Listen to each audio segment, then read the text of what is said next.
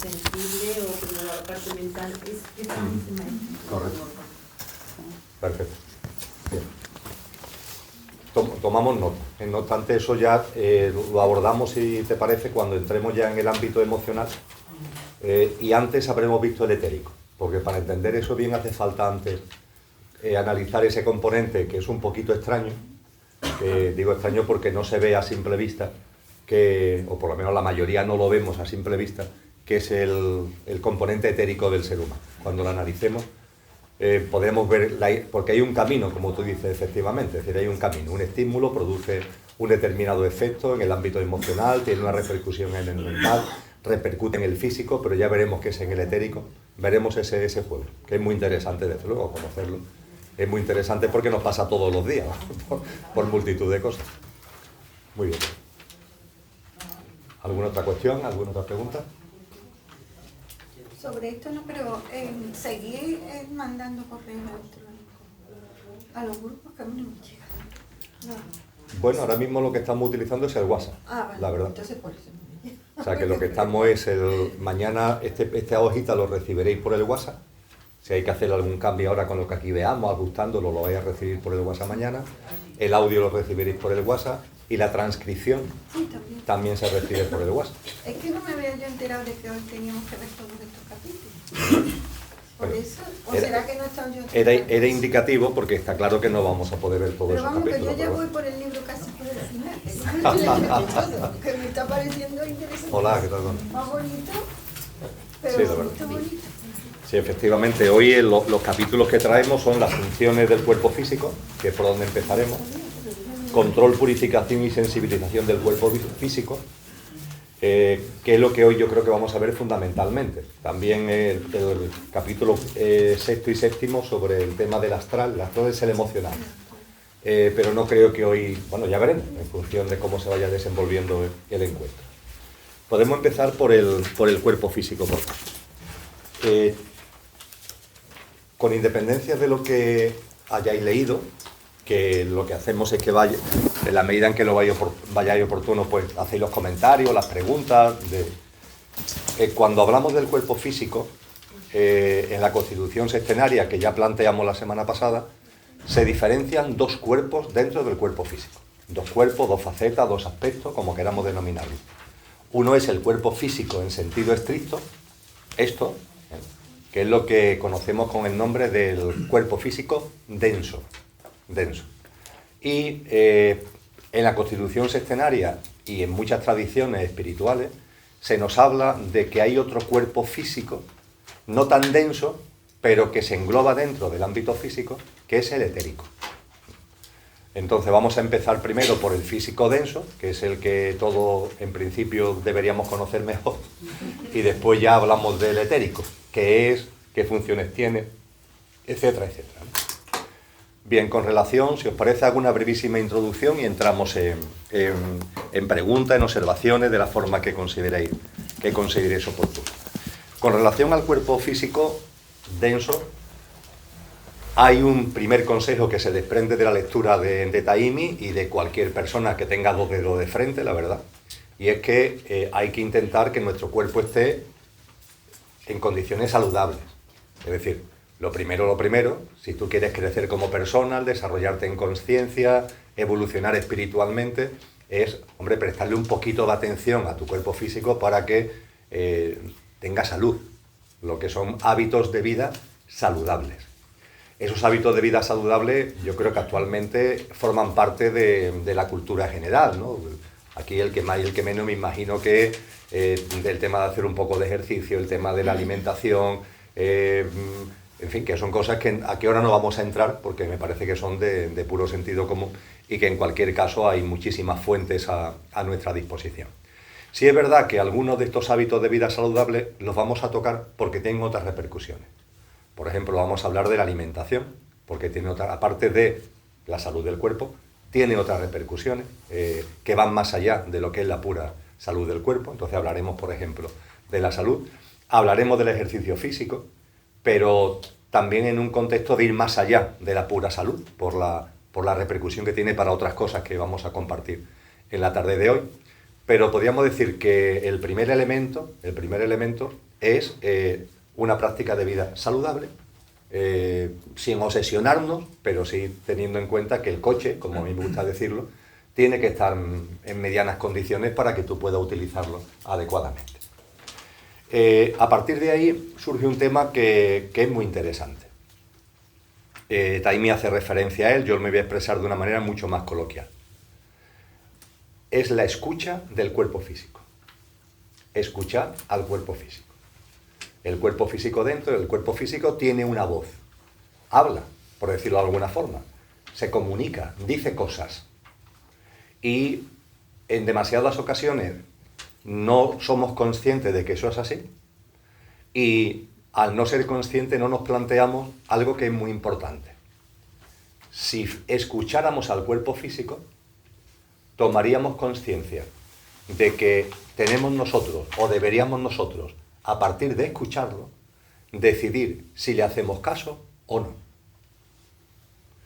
Normalmente, como no somos conscientes que el cuerpo habla, no hacemos esa disquisición consciente de decir, el cuerpo me está diciendo esto, y ahora yo, ¿lo hago o no lo hago? No sé si habéis percatado que el cuerpo físico tiene una cierta autonomía de nosotros. Estamos muy aferrados a él, pero tiene su propia autonomía.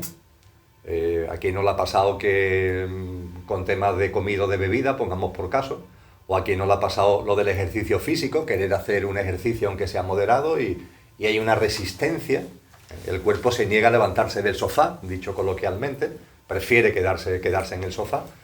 Eso es la voz a la que hago referencia del cuerpo físico, que también tiene que ver con los hábitos que nosotros introducimos al cuerpo físico. Si el cuerpo físico tiene un hábito sedentario y nosotros queremos romperlo porque, por ejemplo, el médico nos ha dicho que tenemos que hacer ejercicio, pues el cuerpo físico tiene una resistencia para ponerse en marcha, por el hábito mismo que nosotros le hemos metido. Pero insisto en el hecho, para ir poco a poco, de que el cuerpo físico habla. El cuerpo físico, por ejemplo, habla, por poner ejemplos muy domésticos, cuando estamos comiendo, y el cuerpo con claridad te dice, y lo dice con claridad, no comas más. Y lo dice. Vamos, incluso lo dice en cuanto que empezamos a sentir incluso malestar a lo mejor, porque estamos pasándonos en la comida, ¿no? Bueno, pues puede ser que cuando ya hemos avanzado en la comida y ya sentimos que no más, pues ahora resulta que llega un postre muy bueno y los que son dulzones dicen, hombre, pero este pedazo de postre, ¿cómo lo voy a desperdiciar? Pongamos por caso, ¿no? Y seguimos comiendo. Ahí muchas veces no hacemos la reflexión consciente de que el cuerpo me está hablando, pero nos está hablando. Y en este caso nos está diciendo, oye, no sigas comiendo. ¿Por qué? Porque si sigues comiendo te va a sentar mal. Consecuencia, pues el empacho, dolor de barriga y malestar por no haber escuchado al cuerpo físico. También pasa con la bebida. Estamos compartiendo con los amigos que si una cerveza, que si una copa de vino, que si otra copa, y hay un momento en el que el cuerpo nos dice no beban más. Pero hay también una parte de nosotros que tiene que ver en este caso entre el cuerpo y la mente, que nos dice, pero hombre, estamos aquí en un acto social, ¿cómo no voy a beber más? Tendré que seguir bebiendo, porque ¿qué voy a hacer? Pedir agua, quedarme quieto, lo demás que van a pensar, voy a chafar el encuentro. Y venga, otra copa, ¿no? Conclusión, bebes más de la cuenta y tienes resaca y te encuentras mal. Estos son ejemplos muy simples, enormemente simples, de que el cuerpo nos dice cosas. Dice por ahí Taimi que tenemos que darnos cuenta que el cuerpo es sabio, y la configuración de este cuerpo no ha sido de la noche a la mañana, ha sido un proceso muy largo en el tiempo y nuestro cuerpo tiene una sabiduría integrada, ¿no?, en todo él. Y haríamos bien en prestarle atención. También es cierto que a veces ese prestarle atención es para darnos cuenta de lo que dice y no hacerlo. O sea que escuchar al cuerpo no significa hacerle caso.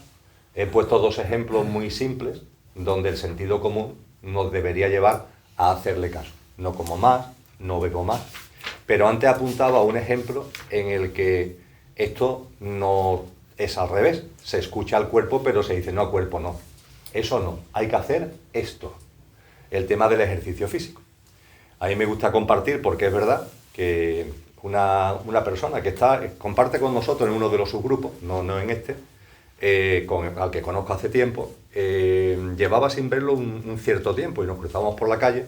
¿Qué tal? Vamos, lo típico, ¿cómo te encuentras? No sé qué. Dice, mira, pues yo salgo muy, muy feliz porque vengo del médico, que por temas de empresa me han hecho una revisión de estado obligatoria y yo la verdad es que estaba con la mosca detrás de la oreja a ver si me van a encontrar algún lío y bueno, pues no, me han dicho que estoy excelentemente, que todos los niveles, los controles, todo, estoy estupendamente. Y el doctor lo único que me ha dicho es que, hombre, me vendría bien, ya por la edad que tengo, me vendría bien andar un poquito y que por mi jornada laboral, que tengo posibilidad, pues a eso de las 7 de la tarde, 8 de la tarde, pues darme un paseíto.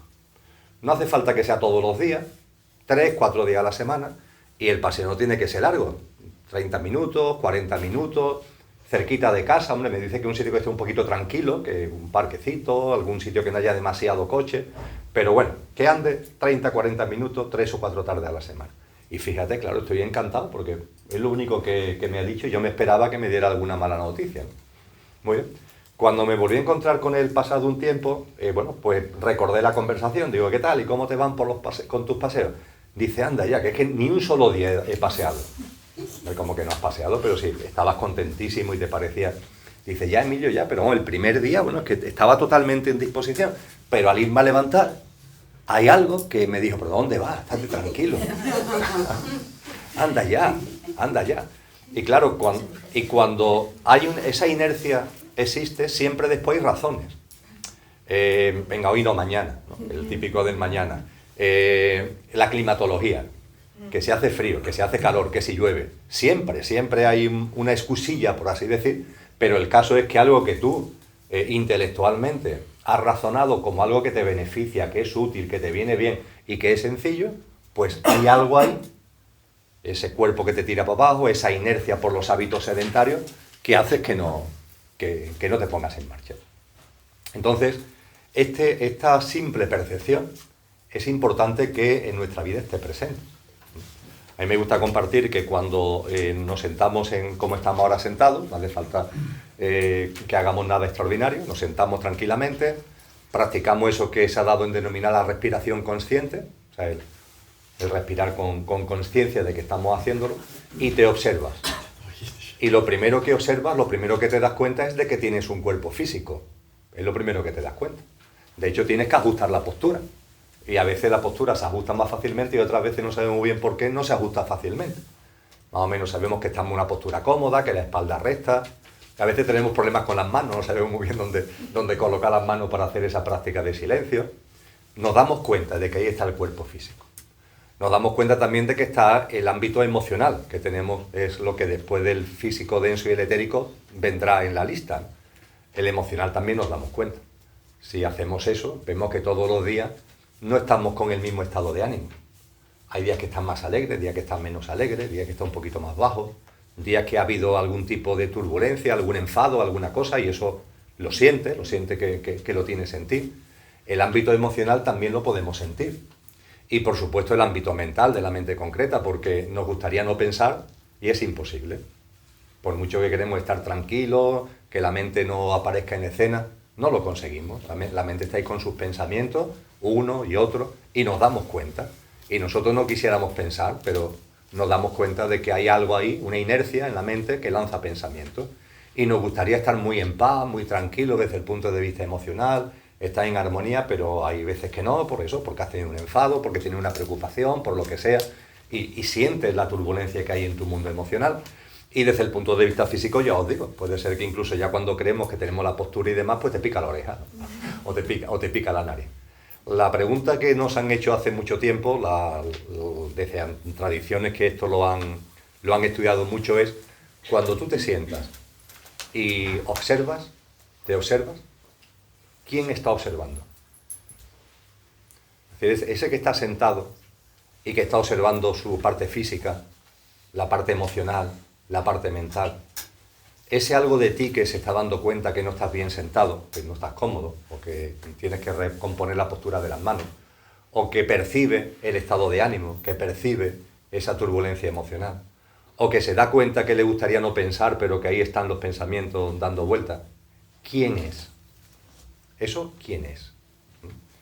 Esa percepción, en la teoría oriental se habla del tercer ojo, es decir, cuando empiezas a ver, el observador que empieza a observarte. Y claro, la pregunta es, ¿quién observa? Cuando entremos ya en otros componentes de la constitución sextenaria podremos intentar responder a esta pregunta. Lo que sí es cierto es que quien observa no es el cuerpo físico. Quien observa no es el aspecto emocional. Quien observa no es el aspecto mental. Hay algo en ti que está observando. Y eso te da una pista de lo que eres. Nos da una pista de lo que somos, que está un poquito más allá de estos componentes que estamos observando. Pues bien, el más inmediato, el más directo, el más visible, el más obvio es el cuerpo físico. Y el cuerpo físico, desde luego, el tomar conciencia de que habla, estoy expresándome coloquialmente, claro que nadie espera una voz, pero habla, se expresa, te da indicaciones, es importante. Y es importante que nos demos cuenta que cuando el cuerpo físico dice algo, somos nosotros los que tenemos que decidir si es sí o es no. Pero primero tomar conciencia de que el cuerpo dice cosas. Eso es lo primero. Y a partir de ahí, tener la fuerza de voluntad como para decir, esto se hace o esto no se hace. Es verdad, tienes razón, no voy a comer más. Oye, no tienes razón, vamos a dar el paseo porque lo digo yo. Y venga, ponte en marcha. Estas son reflexiones muy primarias antes de seguir avanzando. Y me gustaría saber hasta qué punto en vuestro cuerpo físico esto lo tenéis claro, si lo practicáis, si no lo practicáis, o cómo lo veis. Sí, sí.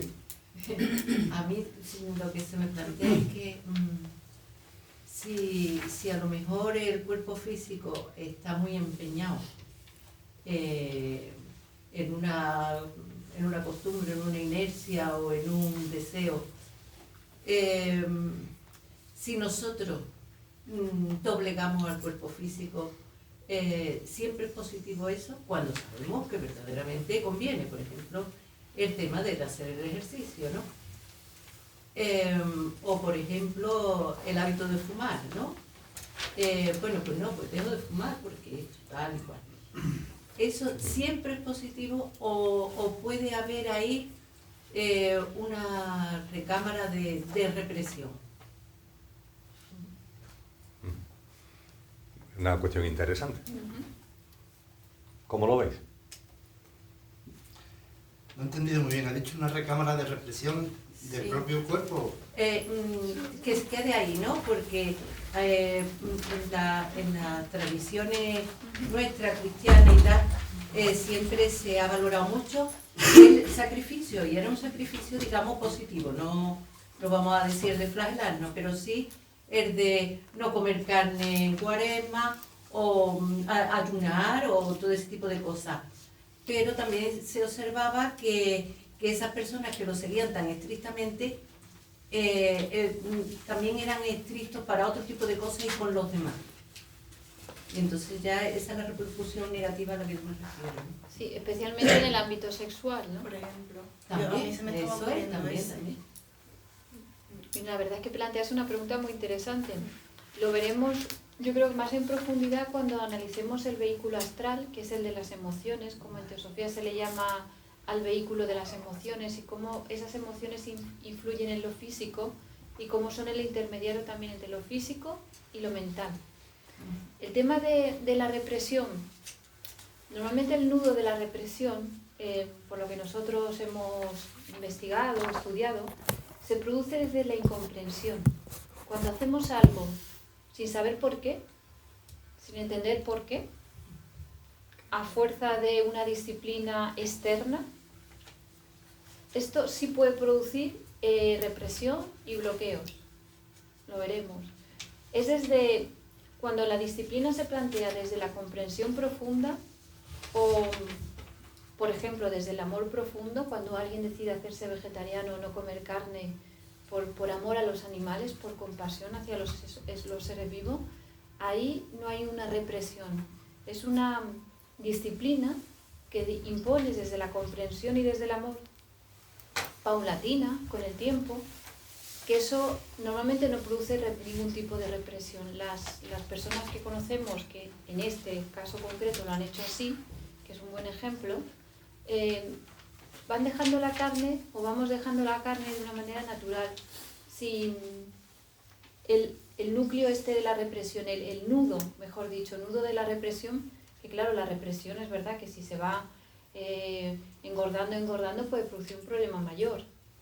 Y luego cambios repentinos al extremo contrario, incontrolados, porque va a tener más fuerza que el propio propósito mental y va a necesitar un trabajo psicológico bastante profundo. En lo sexual se aplica exactamente la misma teoría. Si se realiza desde, es algo muy general, pero desde la comprensión profunda, el amor profundo, también a nuestro cuerpo, que es lo que estamos diciendo, el cuerpo hay que amarlo. El cuerpo no se puede flagelar. Si imponemos una disciplina, tiene que ser desde la comprensión y desde el conocimiento de nuestros límites y de a dónde queremos llegar. No puede ser una historia de flagelación. Hay que autogestionar. La palabra es autogestionar la salud. Es necesario para el equilibrio psicológico, para el equilibrio emocional, es necesario que tengamos un mínimo de capacidad de autogestión de la salud. De hecho, las tradiciones antiguas, esto era importantísimo. En la India hay 4 Vedas. Son los grandes 4 equivalentes a evangelios, ¿no? Pero no es equivalente, pero bueno. Es una tradición que tiene miles de años.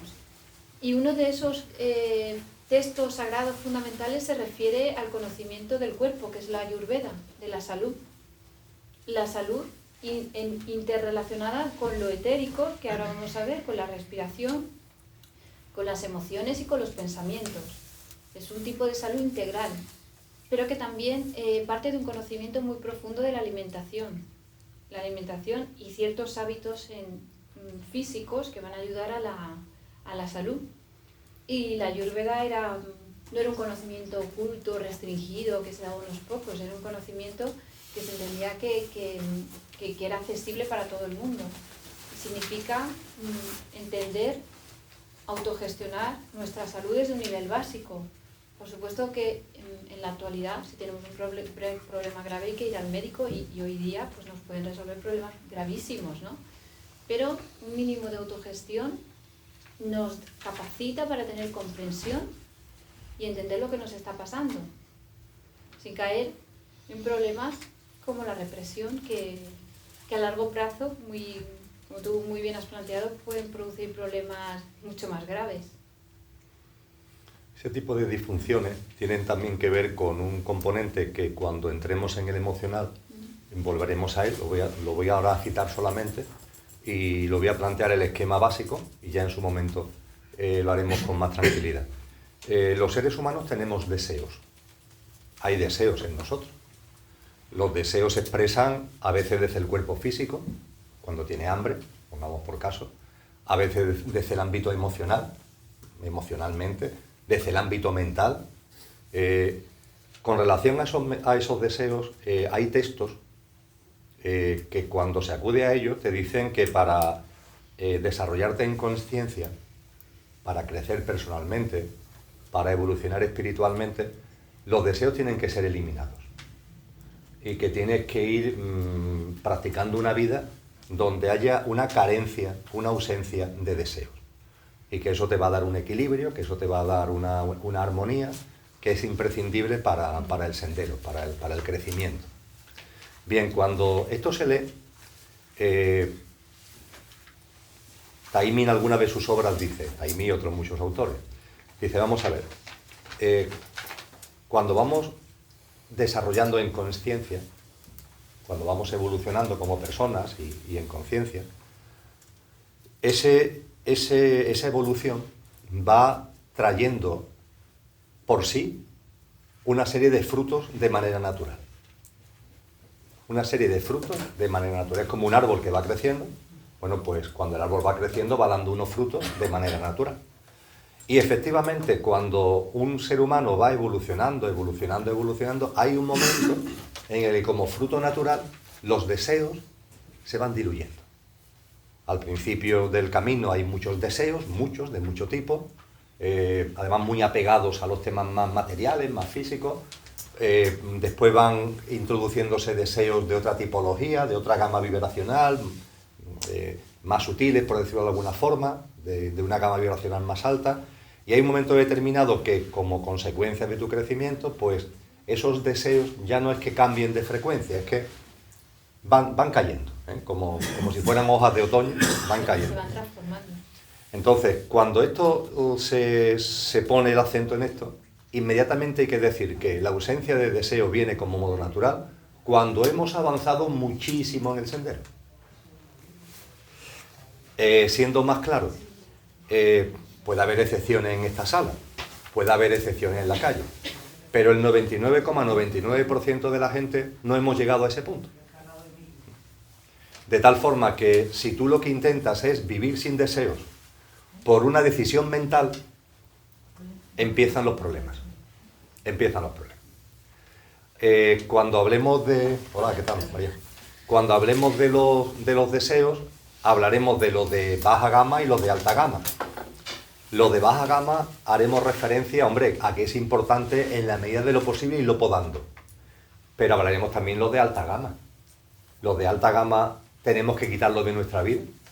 ¿Estamos nosotros ya en una situación, vosotros, vosotras y yo, de quitar esos deseos de nuestra vida? Porque, por ejemplo, querer crecer como persona, querer ser más empático, más comprensivo, más compasivo, ¿es el momento en nuestra vida de eliminar eso? No.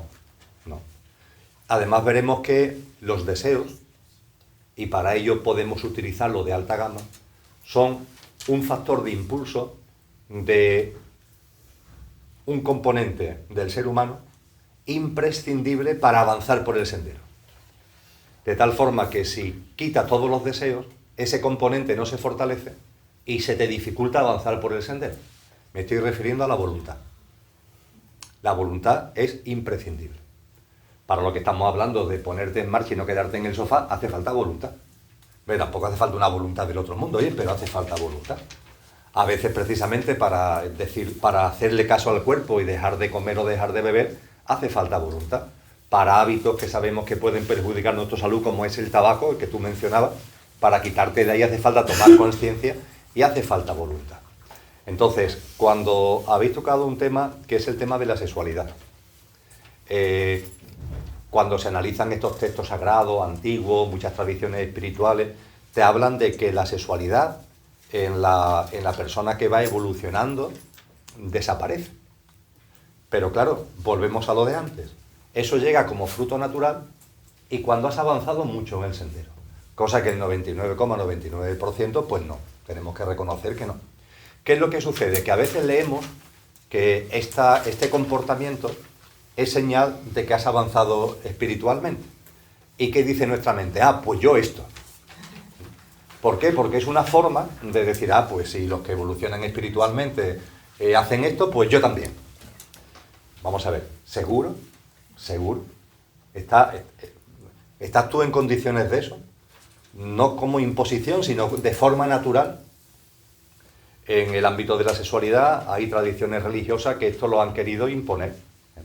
Y todos somos conscientes que cuando una cosa se impone, pues el riesgo de que una fuerza tan enorme como es la sexual no salte por los aires, el riesgo es muy fuerte, ¿no? Hay personas que tienen voluntad, hombres y mujeres, y que, oye, mantienen el celibato y mantienen el celibato. Tienen una gran fuerza de voluntad, pero, oye, están ahí en una, entre comillas, represión. Y al ser precisamente una represión, hay hombres y mujeres que intentan mantener celibato y que se les desborda. La gestión de esa fuerza pues se les rompe, ¿no? Muchos casos de lo que están apareciendo, no solamente en el ámbito católico, que se habla mucho, también ha habido un reconocimiento del Dalai Lama, ¿no? De monjes budistas, que también hay práctica con niños.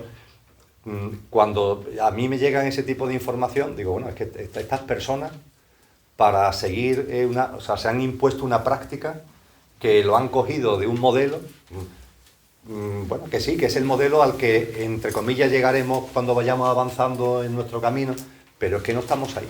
Y lo estamos intentando imponer ahora, y entonces vienen los problemas de represión. Las prácticas que aconsejan las tradiciones espirituales y todos los tratados que tengan sentido común en conciencia, es siempre una disciplina moderada. De la conveniencia de que en nuestra vida haya una autodisciplina moderada. Ya está. Y tenemos que ser conscientes que prácticas que están en distintas religiones, que hoy no entendemos, tienen su razón de ser en esto. Que tienen su razón de ser en que los seres humanos, en nuestra vida, introduzcamos una disciplina moderada. El hecho, por ejemplo, de los ayunos, o de comer una cosa o comer otra en el ámbito de la religión católica. Eso simplemente no tiene ningún otro. Dice, bueno, pero ¿eso qué contenido espiritual va a tener? Tiene un contenido espiritual desde el punto de vista de que contribuye a una moderada autodisciplina. A que tú le dices al cuerpo, oye, hoy se ayuna. Y el cuerpo lo hace. Y con eso tampoco le estás pidiendo nada del otro mundo, ¿no? No le estás pidiendo que no coma durante un año. Al fin y al cabo son unas cuantas horas. Fijaros en el ámbito de la religión islámica, que es donde a nosotros nos resulta incomprensible, a nosotros me refiero a los occidentales, ¿no? Nos resulta difícil de entender el Ramadán, la práctica del Ramadán. El Ramadán es un mes en el que no se ingiere nada, ni agua, desde que el sol sale hasta que el sol se pone. Los meses árabes van cambiando, no son como los nuestros que son fijos, van cambiando. Con lo que el Ramadán no siempre cae en el mismo mes nuestro del calendario. Quiero decir con esto que el Ramadán a veces cae, por ejemplo, en noviembre o diciembre. Y bueno, mira, pues todavía en noviembre o diciembre el sol sale a las 8 de la mañana y se pone a las 6:30 de la tarde. Bueno, en fin, de 8 a 18 son 10 horas, pero son 10 horas. Pero ¿y en verano? Por ejemplo, este año, en el 2018, si no recuerdo mal, el Ramadán ha sido del 15 de mayo al 15 de junio. Bueno, son 28 días, pero vamos, entre mitad de mayo y mitad de junio. Claro, estamos hablando de los días más largos del año. Son días donde el sol está arriba 14 horas y media. Y tú tienes un compromiso de no ingerir nada. Es verdad que cuando el sol se pone, comen todo lo que quieren y beben todo lo que quieren. No, ellos no beben alcohol normalmente, pero en fin, comen y beben. Y decimos nosotros, bueno, pues, ¿para qué sirve esa práctica si cuando se pone el sol comen todo lo que no han comido durante el día? Pero es que esto no es una práctica dirigida a perder peso. No es para ponerse el bañador en verano. Es una práctica que el contenido que tiene es un trasfondo de una disciplina. Sigue siendo moderada, aunque a nosotros se nos puede parecer extremadamente difícil a lo mejor, pero una disciplina moderada para que el cuerpo se acostumbre a saber quién manda y tú fortalecer la voluntad. La voluntad, como os digo, es algo, va a aparecer mucho, que es muy importante en el sendero espiritual. Cuando el otro día planteamos el esquema básico de la constitución sextenaria, veíamos que el elemento más potente, todos son divinos, ¿no? Pero más puramente divino que tenemos es el espíritu, el atma, o como queramos denominarlo. Bueno, pues la voluntad es una cualidad que se asocia al espíritu, se asocia al atma. Hay otras cualidades que se asocian a otros componentes, pero la voluntad en particular se le da tanta importancia, ya cuando lleguemos al atma en Taimi ya lo veremos con tranquilidad, que se asocia al componente más puramente espiritual del ser humano. ¿Al alma o al espíritu? Al espíritu, al atma, al espíritu. ¿Ha quedado claro el asunto? ¿Alguna cuestión que queréis plantear antes de continuar? Yo quería decir una cosita, ¿no? Claro. Por lo que ha dicho Lola, que estoy absolutamente de acuerdo, porque, pero creo que todos tenemos que hacer un ejercicio de humildad en general. Si uno no tiene un poquito de autogestión de su propia salud, es que no puede hacer nada, es decir, o puede hacer muy poco. Y intentar transitar por el sendero espiritual sin tener esa pequeña autogestión, esa pequeña escucha de tu cuerpo, es como una pequeña locura, ¿no? O sea, ¿cómo te vas a poner a ver esto que decimos, ¿no? De la gente que dice, yo no, sin deseo, sin no sé qué. Si tú no eres capaz de escuchar un poquito a tu cuerpo, es que es complicado para hacer nada, ¿no? Y en general hoy en día lo que está ocurriendo es que hemos dado nuestro poder a, como la salud ahora mismo es un tema que se compra y se vende mucho, ¿no? Es una historia que... Es un outsourcing, ¿no? Sí, una cosa así. Pues entonces parece como que lo moderno es que si te pasa cualquier cosa, alguien exterior, el que le gusta la medicina tradicional española, la tradición española, la que le gusta la medicina alternativa, medicina alternativa, pero cualquier cosa que te ocurre y a alguien que te diga algo, ¿no? Entonces es un tema que deberíamos reflexionar, ¿no? O sea, el escuchar tu cuerpo es bastante importante y bastante complicado en cierto modo, porque en este caso, más que como un coche, es como un caballo, por ejemplo. Entonces, en este caso es como que tiene sus leyes, pero que a veces tiene razón. O sea, que hay que tratar el cuerpo con cariño, con conciencia y con varias cosas. Porque ven muchas personas a lo mejor que llevan tiempo durmiendo 4 horas y van reventar por la vida, ¿no? Y no se han dado cuenta. El cuerpo le está diciendo que duerma, hija, que te ponga a dormir, que estás cansado también, ¿no? Eso es una cosa que quería decir. Lo otro poquito que quería decir era que la escucha del cuerpo es que hay que tener cuidado porque la interferencia de la mente es muy, muy grande. Sí. Como las personas, esto que hablábamos de los circuitos neuronales, ¿no?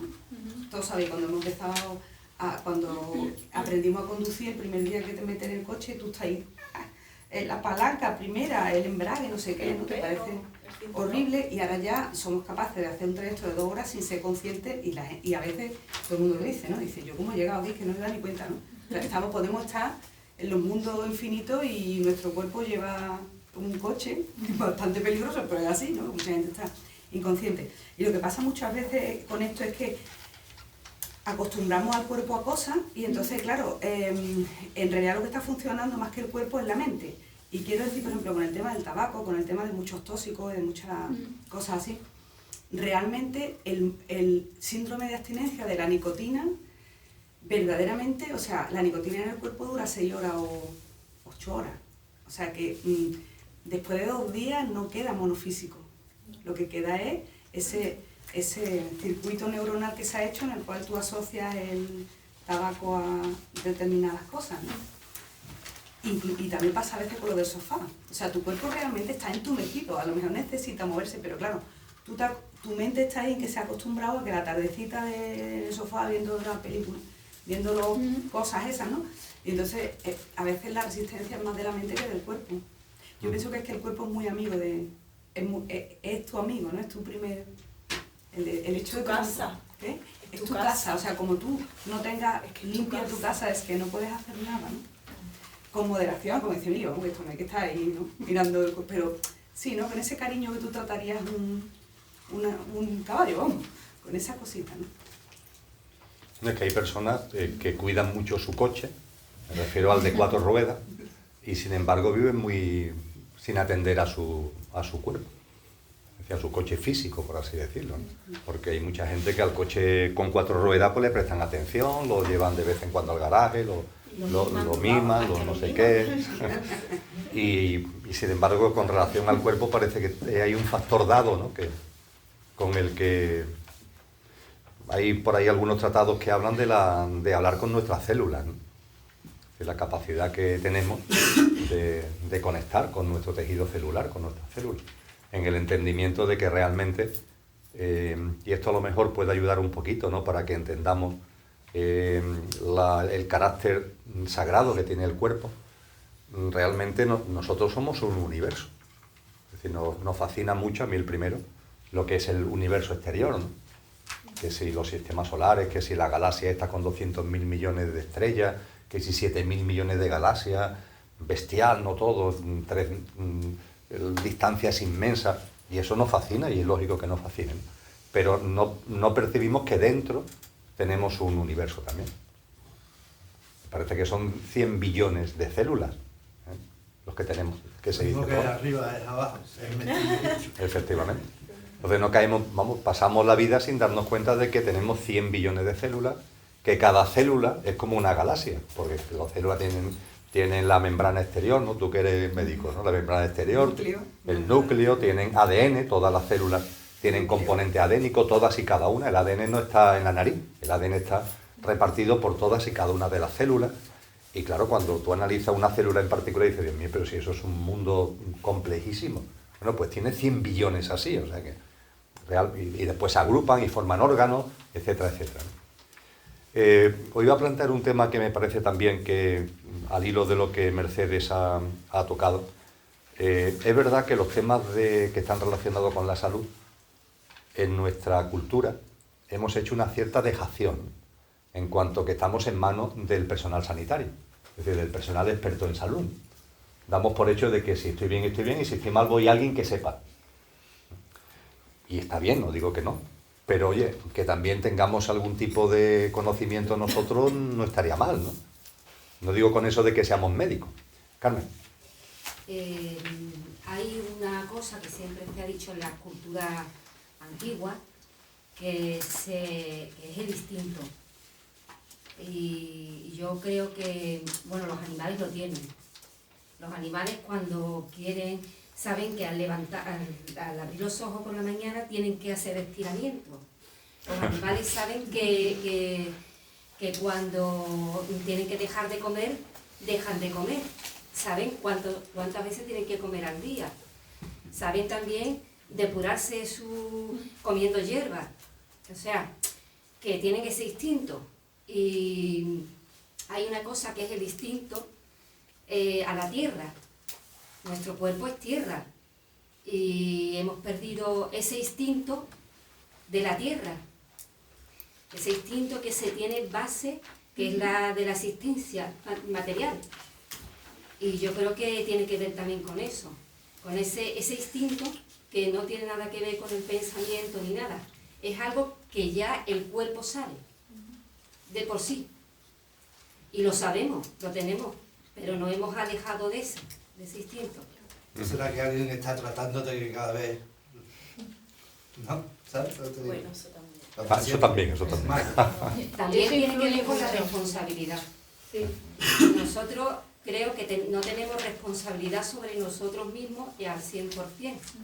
Entonces, la responsabilidad de todas las cosas que nos suceden se lo damos al otro. Y tiene que ver con la inmadurez también. Creo que nos hemos convertido también, en cierta manera, en seres en gran proporción inmaduros, irresponsables, porque entendemos la responsabilidad sobre los deberes que nos dicen que tenemos que hacer, pero no la responsabilidad sobre la vida. Entonces la responsabilidad sobre la vida, sobre lo base, que es vivir y respirar, se la damos siempre esa responsabilidad al exterior. Y tiene que ver con esa inmadurez y con la pérdida del instinto de la tierra. Los animales la tienen y la responsabilidad no la echan al otro. La responsabilidad la tienen ellos. Sí, absolutamente de acuerdo.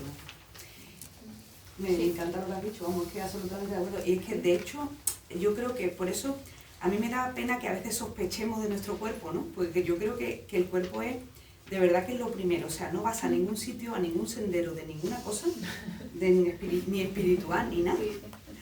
Como tú no tengas, ¿no? Como tú no sepas escuchar a tu cuerpo y autogestionar, efectivamente, que tú sientes que de repente esta cosa que te estás notando, eso ya no es normal. Y ahí sí vas a un médico, si quieres. Pero, ¿no? Porque estás un poco, manejas tú, ¿no? Es como cuando tienes un animal, tú sabes, cuando tienes un bebé, ¿no? Tú sabes cuando tienes un instinto, ¿no? Que cuando necesitas bebé, no sé qué, salir, entrar, tienes el instinto, ¿no? El bebé lo tiene, el instinto. Nosotros cuando nacemos lo tenemos. Nosotros lo seguimos teniendo toda la vida, creo yo. Lo tenemos. Está ahí bloqueado. Exacto. Se trata de ir reconectando con Me refiero a mismos. eso, que el instinto de la vida está. Lo que pasa es que nosotros estamos desconectados de ese instinto de la tierra, de la vida. Ese es el proceso, ¿no? Volver a reconectar. Claro. Más que nada reconectar es darte cuenta y despertar, ¿no? Claro. Sí, la verdad es que, como muy bien decís, seguro que los que estamos aquí casi todos tenemos algún tipo de conocimiento sobre la medicina alternativa, sobre la alimentación alternativa, ¿no? La estándar, ¿no? que el sistema nos vende, entre comillas, o esa manipulación que hay del sistema. Seguramente todos ya tenemos algún cierto grado de conocimiento, si no me equivoco, ¿no? Por lo que estoy oyendo. Pues en el sendero espiritual, lo dicen las tradiciones verdaderas, es fundamental tener ese conocimiento. O sea, os invito a seguir indagando, a indagar en la alimentación, los tipos de alimentos, la armonía entre los alimentos, es fundamental. Luego, el de saber cuál es la constitución, porque según la Ayurveda, y esto es muy interesante saberlo, saber qué tipo de constitución tenemos, porque no todos tenemos un principio predominante en el vehículo físico. En función de ese principio predominante, que sea tamásico, rajásico o sátvico, bueno, luego lo puedo explicar si os interesa este tema, vamos a admitir mejor un tipo de alimentos u otros, o un tipo de hábitos u otros. Esto, no todos somos iguales en ese sentido. Hay una diferencia, y esta particularidad tenemos que aprender a conocerla, porque si no conocemos nuestro vehículo físico, muy poco vamos a poder avanzar en nuestro equilibrio global, que planteáis muy bien, en ese equilibrio global que es el principio del sendero espiritual, del equilibrio espiritual. Es muy difícil avanzar si no conocemos esto que es básico. La armonía entre los alimentos, los hábitos, y la manera de cambiar los hábitos desde la comprensión, entenderlo, ¿no? Ir probando, además como un alquimista, ¿no? Ir probando, experimentando, error, ensayo, error, hasta que llegamos ya a teorías que luego también podemos ir, que siempre va avanzando, es un camino que siempre se va construyendo. Sí, perdón. ¿No quería decir nada? Ya que estamos hablando de salud, permitirme que haga algún comentario breve sobre la enfermedad. Bueno, que lo vemos como el polo opuesto, pero hay otro subgrupo donde trabajamos el tema de que realmente los pares de opuestos es verdad que son diversos, pero no son tan opuestos entre comillas, porque forman parte de un mismo fenómeno. El ejemplo que solemos poner es el frío y el calor, que para nuestra mente son totalmente distintos. Y efectivamente son distintos, pero son distintas expresiones de una misma cosa. Distintas expresiones de una misma cosa. En este caso podemos hablar de la temperatura, que se expresa en frío o se expresa en calor. Desde un punto de vista más científico, lo que hay es energía cinética, que cuando se mueve más deprisa genera calor, y cuando está más estática genera frío. El fenómeno es el mismo, es energía cinética. Y si se mueve más o se mueve menos, pues genera frío o genera calor. Eso te ayuda a entender que el frío y el calor, siendo distintos, no son contradictorios, forman parte de un mismo fenómeno. El vivir sin enfermedad y el vivir con enfermedad forman parte del mismo fenómeno. Es decir, diríamos como que si la salud tiene dos expresiones, lo que llamamos salud en sentido estricto, y la enfermedad, que es cuando desaparece, cuando hay una ausencia de esa salud, cuando baja la presencia de esa salud.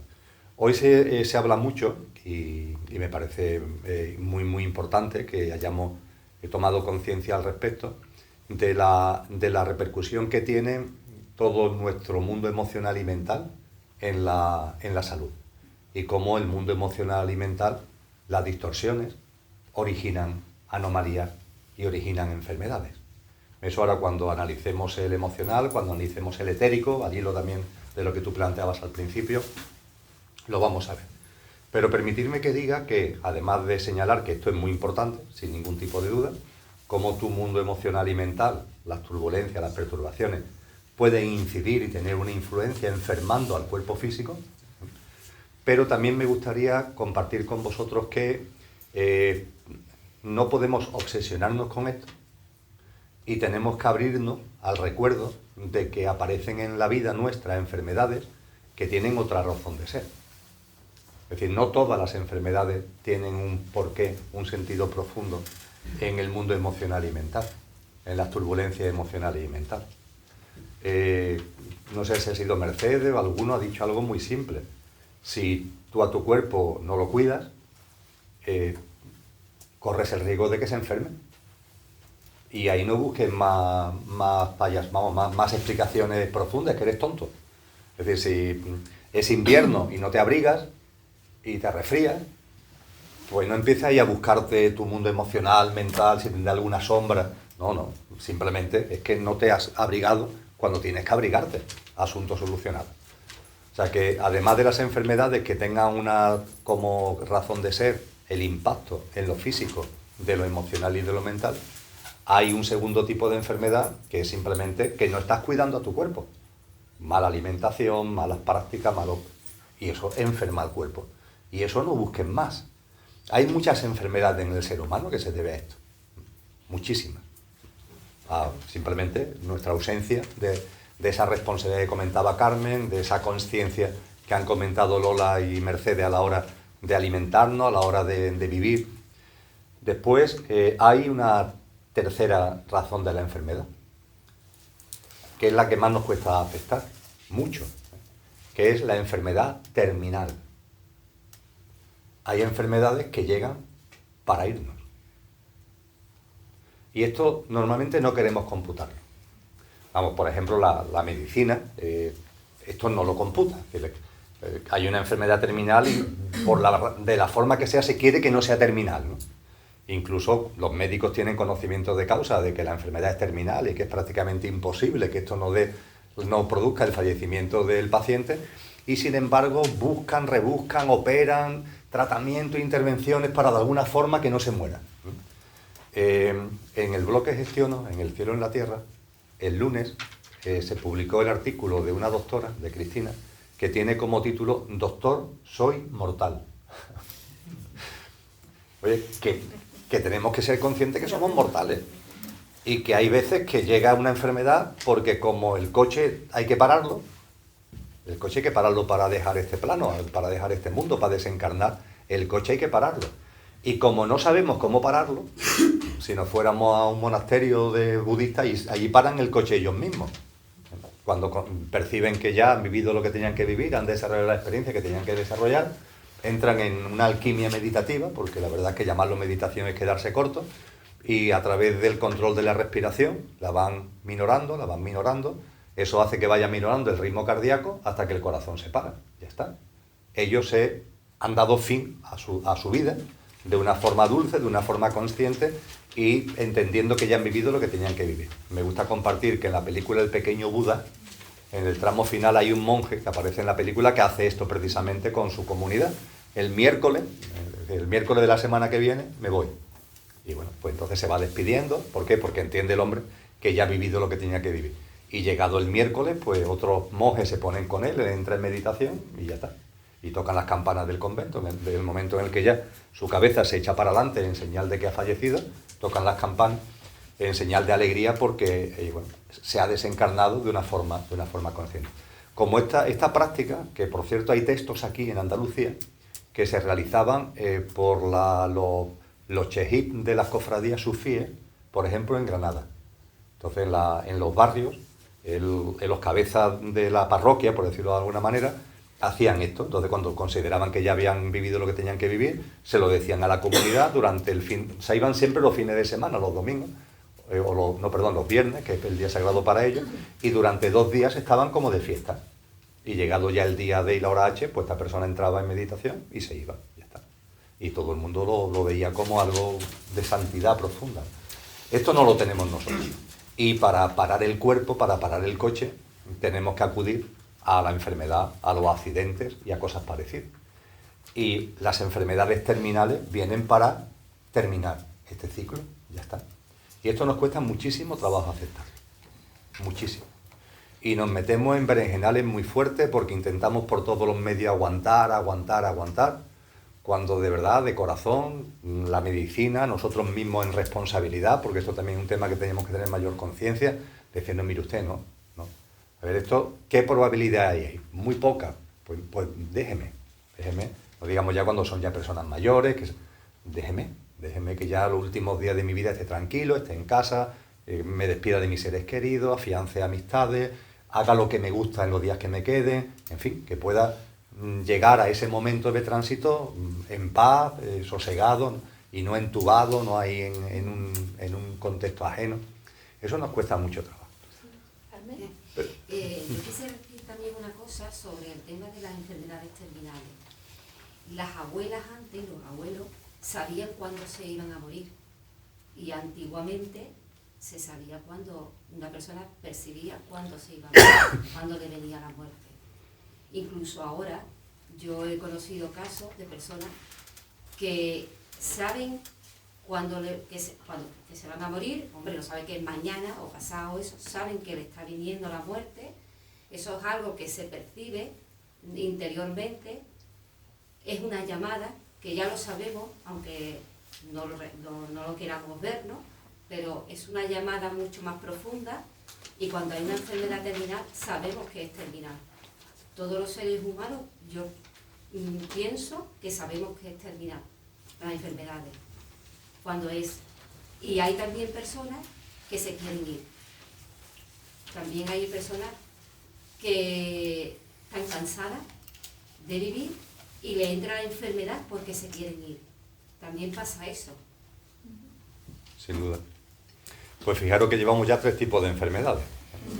Es decir, la provocada por turbulencias emocionales mentales, la derivada de unos hábitos de vida no saludables, y hemos hablado del tema terminal, que es muy interesante, es un tema muy interesante, no vamos a poder, no es este el foro para profundizar, pero es interesante porque está afectando en nuestra vida cotidiana. ¿Quién no tiene familiares, amigos, conocidos?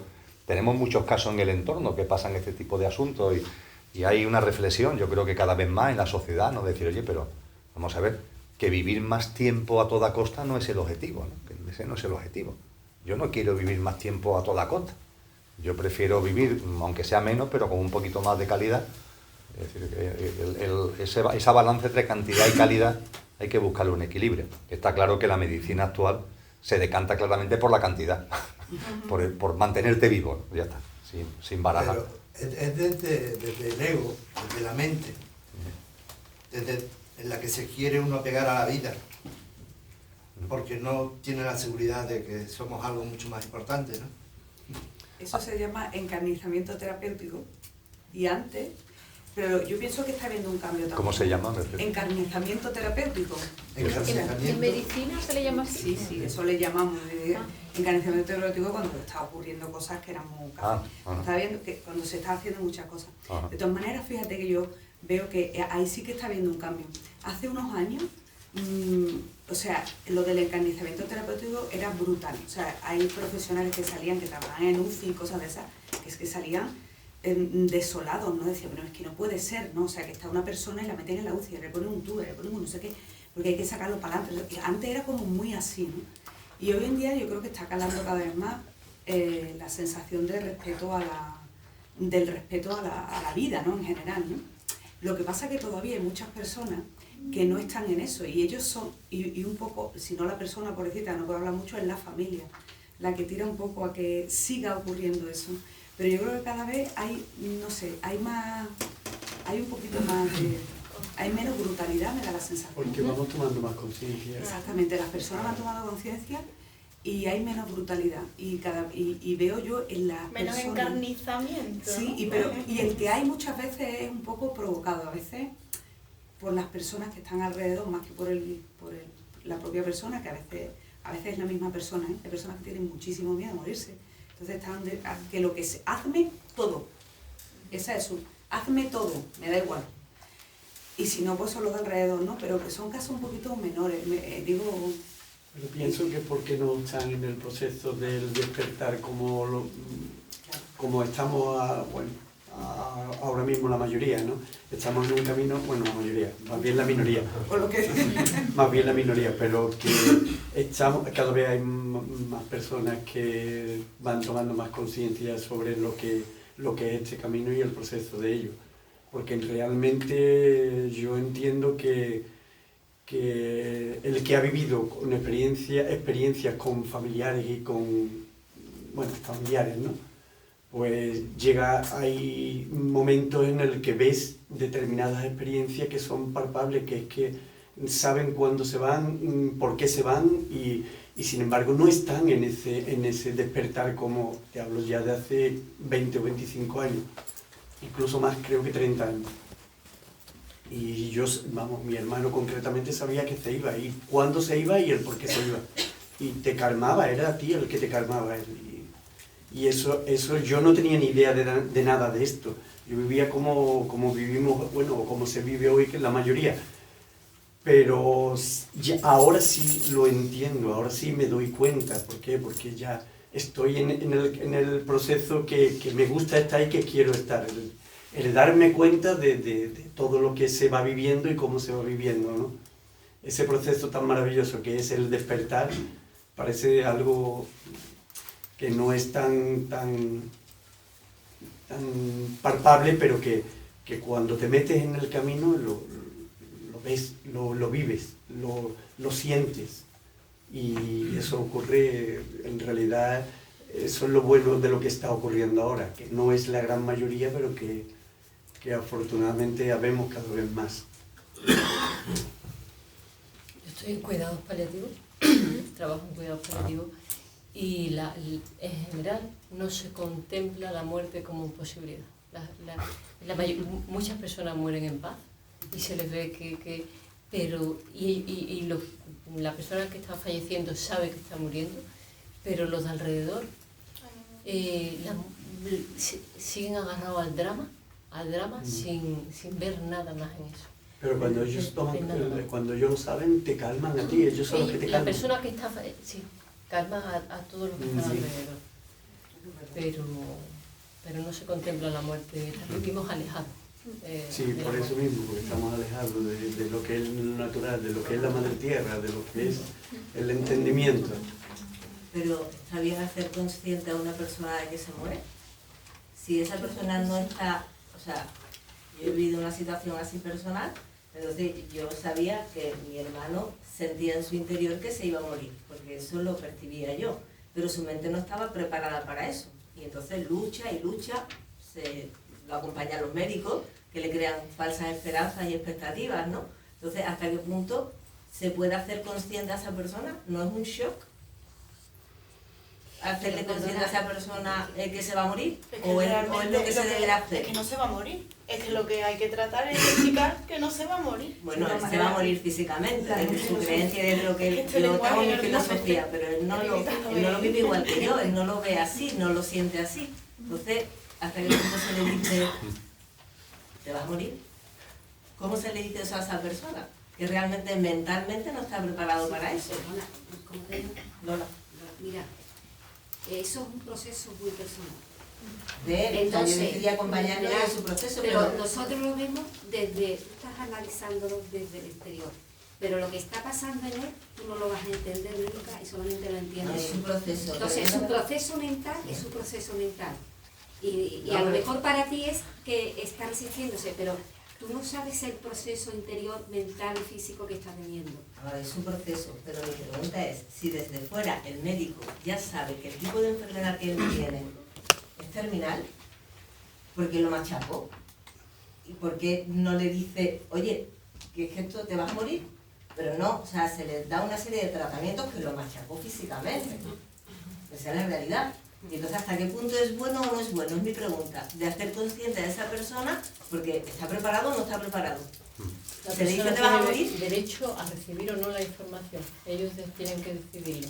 ¿Quién Es lo un decide? derecho la persona. El paciente, ¿no? Si tienen derecho a saberlo o a no saberlo, lo que ellos quieran. Entonces, cuando él pregunta, si él hubiese preguntado al médico y le dice, o sea, es que... Si preguntas, quieres saber. Si pregunta, normalmente... Sí, Vale, si y se le delega dice o sí, no pregunta, no y quiere el médico saber. le dice sí, y le da el tratamiento, y bueno, esto es un tipo de cáncer tal, te vamos a poner este tratamiento, se recuperó, fantástico, estás curado, le dijeron.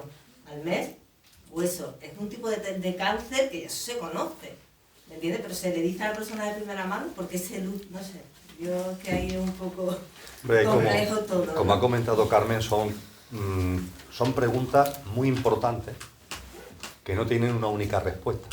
Y la respuesta tiene que hacerla cada uno. Personalmente, con lo cual no significa nada, yo tengo clarísimo, ¿no?, que si tengo algún tipo de enfermedad, yo quiero saberlo. ¿Por qué? Porque en mi convencimiento consciencial sé que los últimos meses, las últimas semanas, los últimos días de esta vida es importante, son muy importantes para hacer el tránsito de una determinada manera, ¿no? Yo sé que el tránsito, vamos directamente al plano de luz, pero hay que pasar el tránsito, ¿no? Y que tu mundo emocional o mental tenga distorsiones, pues eso dificulta el proceso, ¿no? Entonces, hacer las paces con las personas que por lo que sea te hayan enfadado, ¿no? El cerrar este tipo de deshacer círculos que pueden estar ahí abiertos, ¿no?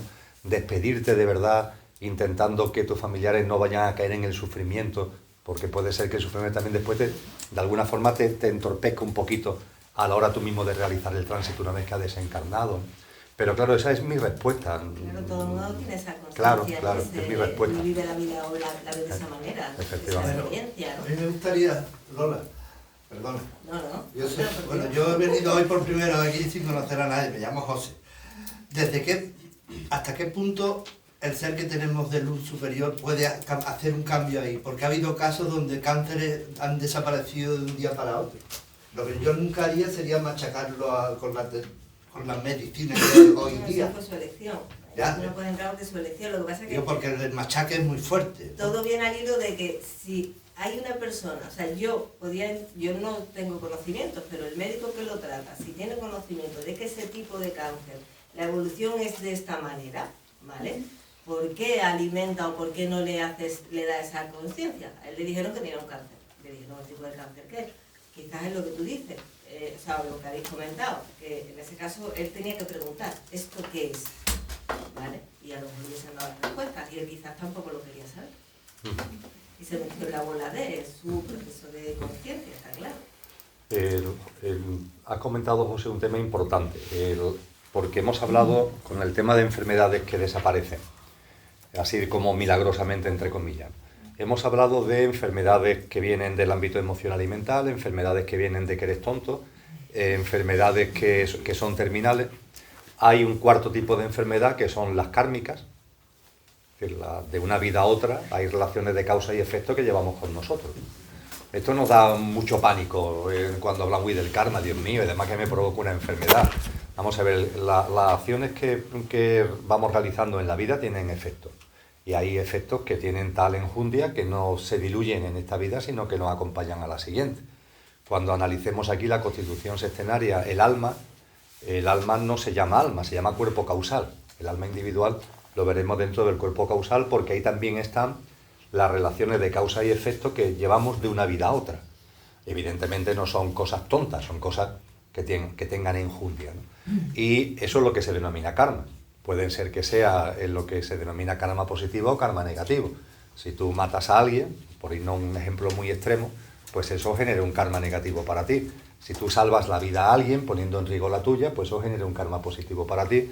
Y ese tipo de cosas se ponen de manifiesto en la siguiente vida. No es que se pongan de manifiesto de la misma manera, no es que si tú has matado a alguien te vayan a matar, pero sí se ponen de manifiesto, con acontecimientos, con cuestiones que van surgiendo en tu vida. Y cuando hablamos de karma, karma no significa, es una palabra sánscrita que no tiene nada que ver ni con miedo, ni con susto, ni con nada que se le parezca, sino que viene de la palabra kri, la raíz, que es creatividad. Creatividad. Seguro que todos hemos escuchado de la importancia de que en nuestra vida, si hay sombras, en nuestro mundo psicológico, que afloren. Nos dicen los psicólogos, los psiquiatras, oye, es que es eso que te está originando esa distorsión en tu día a día, tiene una razón que está escondida ahí, ¿no? Entonces hablamos de que hay una sombra, que no sé qué, y todo va dirigido a que esas sombras salgan. Bueno, pues el karma es, salvando las distancias, por favor, como analogía simplemente, es algo parecido. Es decir, si hay algo que tiene contundencia en otra vida y que está ahí, está en ti, está en tu conciencia, está en ti, lo mejor es que aflore, para que aflorando ahora dé lugar a una circunstancia que tú ya desde tu conciencia, desde tu estado de conciencia, puedas gestionar y puedas disolver, de lo mismo que se habla con la sombra, ¿no? Entonces nos tenemos que quitar la idea del karma como una especie de maldición, ¿no? Es simplemente una maravillosa oportunidad de que en esta vida afloren cosas que están ahí, que vienen en ti profundamente hasta el punto de que vienen de una vida anterior. Bueno, pues a veces el karma conlleva vivir una enfermedad. Y suele suceder que cuando has vivido lo que correspondía, entre comillas dicho coloquialmente, cuando se ha limpiado ese karma, se puede producir la sanación, porque esa enfermedad vino para eso. Has vivido lo que tenías que vivir y punto. Y por último, para ya pasar a otro asunto, si os parece solo, si queréis seguimos hablando de lo mismo. Pero hay un quinto tipo, que es la del dharma. O sea, las enfermedades por perturbaciones emocionales mentales, las enfermedades porque no te cuidas, porque haces cosas prácticas que no son saludables, las enfermedades terminales, las enfermedades kármicas y las enfermedades dármicas. Las enfermedades dármicas son las enfermedades que ya traes al nacer, o que vienen a tu vida una vez que ya has nacido y que están elegidas por ti como escenarios vivenciales para avanzar en conciencia, para crecer en conciencia. A veces eso viene ya inicialmente. Aquí tenemos una amiga que ha dado alguna charla en el Rincón de Kiko, a la que conocéis más de uno, Cristina Vega, psicóloga. Cristina es la chica esta que va en silla de ruedas desde siempre, nunca ha andado, que tiene diabetes, que tiene el brazo y la mano derecha un poquito atrofiado, y bueno, y es una persona muy consciente, y cuando ella da una charla de esto dice: mira, ¿me veis? Esto lo he elegido yo. O sea, estar en silla de ruedas con esta enfermedad de diabetes, con esta atrofia, esto lo he elegido yo. Y lo he elegido yo porque era la única forma de vivir una serie de experiencias que me han servido para. Y entonces ella dice: esto me ha servido para esto, me ha servido para esto, me ha servido para esto. Y le estoy muy agradecido, muy agradecida, dice ella, a tener este formato, a haberle dicho, porque me ha servido para esto, para esto, para esto. Esto también hay que tenerlo en cuenta. Y esas enfermedades dármicas también están en la vida.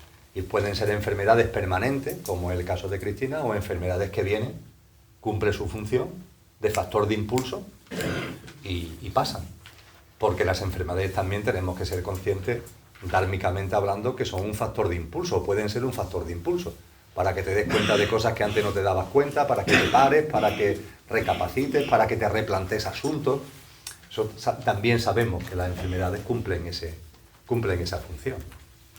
Entonces, esquemáticamente diríamos que hay 5, ¿no?, grandes grupos de enfermedades, y es importante cuando tenemos una enfermedad del tipo que sea, pues reflexionar un poquito. Oye, ¿esto por dónde vendrá?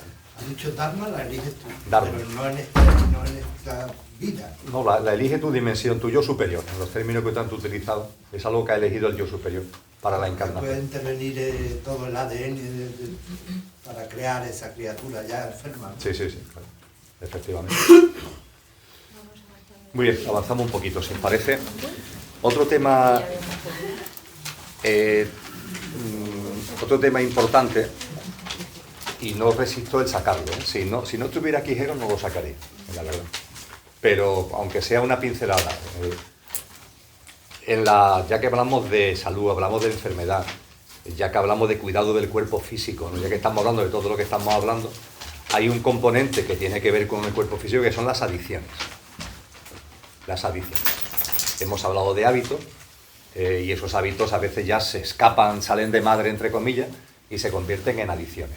Adicciones que pueden ser al juego, adicciones que pueden ser a la sexualidad, al sexo, adicciones que pueden ser a la bebida, adicciones. Todos somos conscientes de la droga, y cada vez hay más conciencia de que, obviamente, vivir esa adicción es, entre comillas, un problemón, sin ningún tipo de duda.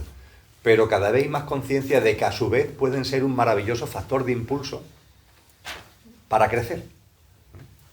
Y me gustaría, Jero, si no te agobio mucho con el tema, que una pinceladita nos diera al respecto, porque tú eres, que un tema que trabajas mucho y que estás gestionando y demás. Sí, pues como tú dices, es cierto que el punto de vista que ahora, yo por ejemplo trato las adicciones como precisamente como una oportunidad que tienen las personas para que, es como tú has hablado de enfermedades, pues la adicción de hecho es un tipo de enfermedad, y cuando una persona se da cuenta, es consciente de que tiene esa enfermedad, en este caso llamada adicción, sea la que sea, y empieza a tomar conciencia de ello, es cierto que esas personas, por mi experiencia, la persona que sale de una adicción es como es como un nacimiento nuevo, la persona cambia totalmente. Y de hecho la persona coge una fuerza muy grande, porque precisamente superar una adicción se necesita una voluntad. La voluntad es fundamental. ¿Cómo se coge la voluntad? Precisamente la adicción es la que te ayuda a que esa voluntad entre dentro de ti. Y ya la persona que supera la adicción, o que la está superando, solamente el hecho de intentar superarla, ya empieza a reforzarse en muchos niveles.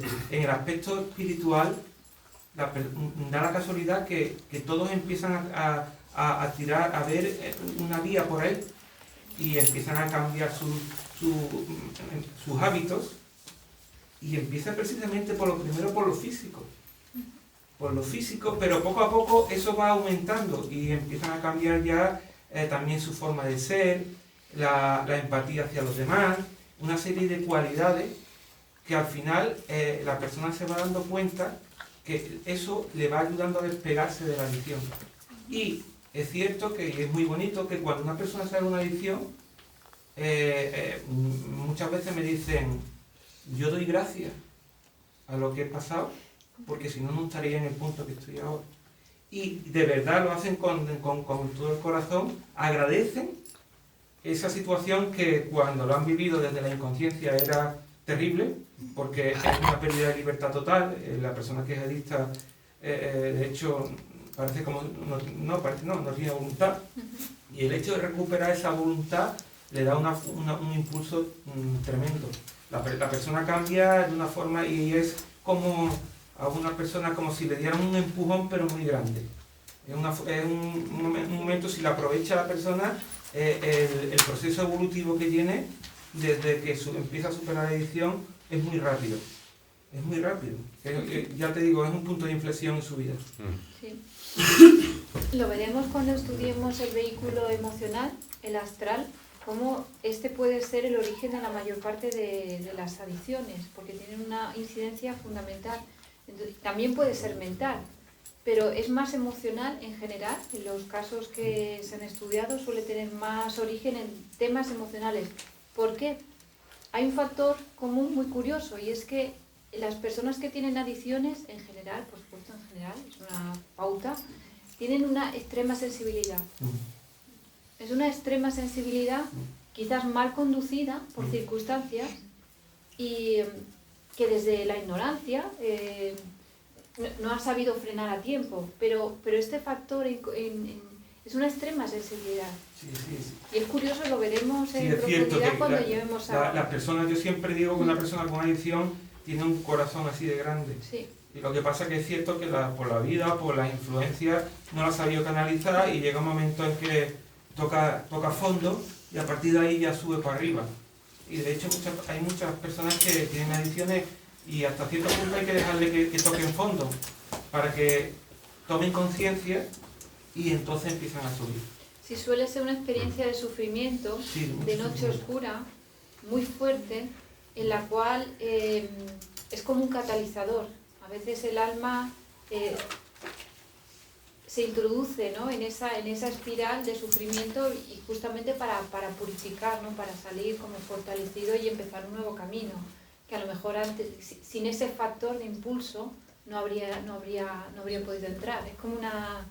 hemos hablado muchas veces del sufrimiento, ahora no vamos a entrar en ello porque toca más bien en la parte emocional, ahí lo veremos en profundidad, pero es interesante ver la relación.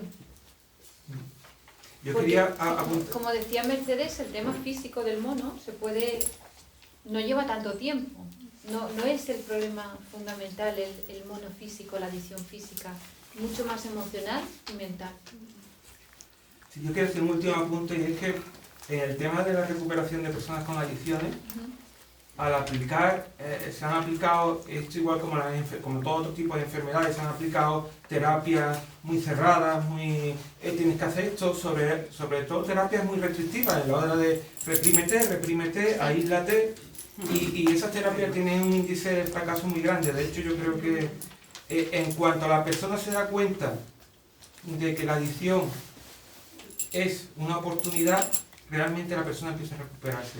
Y ahí el índice de éxito es muy grande. Porque la persona eso lo aprovecha como un impulso. Es como cuando una persona, a través de tener una enfermedad, se da cuenta que le ha cambiado la vida. Y a partir de ahí es el punto de inflexión en el que cambia. Pues cuando la persona se da cuenta que la adicción es una oportunidad para cambiar ciertas cosas, crece de una forma bestial. Y es algo que hemos visto también el año pasado, pero que lo veremos otra vez, vuelvo a decir, en el tema emocional, que resolver un problema desde el mismo nivel en el cual tiene origen es muy difícil. Por eso ahora estamos estudiando la Constitución Centenaria por partes. Lo emocional, desde lo emocional, si una adicción tiene origen en lo emocional, en una extrema sensibilidad que ha sido mal conducida, que lleva a una espiral de adicción y de sufrimiento, resolverlo desde lo emocional es muy difícil. Entonces, crear un nuevo nivel de comprensión desde el nivel superior, empezando por lo mental, va a ayudar mucho a superar esa adicción desde la comprensión, pero es que no puede ser desde el mismo nivel. Sí, es cierto, por ahí. Ese es el problema que tienen las terapias normales, que te dicen, y es que es cierto, está demostrado el fracaso, lo que hay una represión. La persona no puede hacer una vida normal, tiene que estar siempre con una armadura alrededor. En cuanto se lo toma desde otro punto de vista superior, ¿no? Por llamarlo de alguna forma, es cierto que la persona lo que hace es aprovechar esa oportunidad para crecer. Sí. Y es un impulso, no es una coraza, al revés, es como si te liberases. Y es cierto que las personas, yo de verdad disfruto un montón cuando veo una persona que ha salido de una adicción muy grande y la ves crecer de una forma, yo digo como cohetes muchas veces, es que parece que son otras personas. Y eso, la verdad es que es súper gratificante.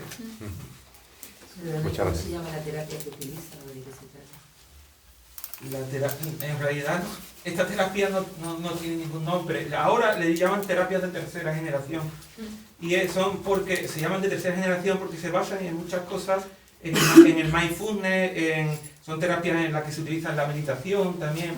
Y entonces, pero al final la base de la terapia es tomar conciencia de lo que estás pasando.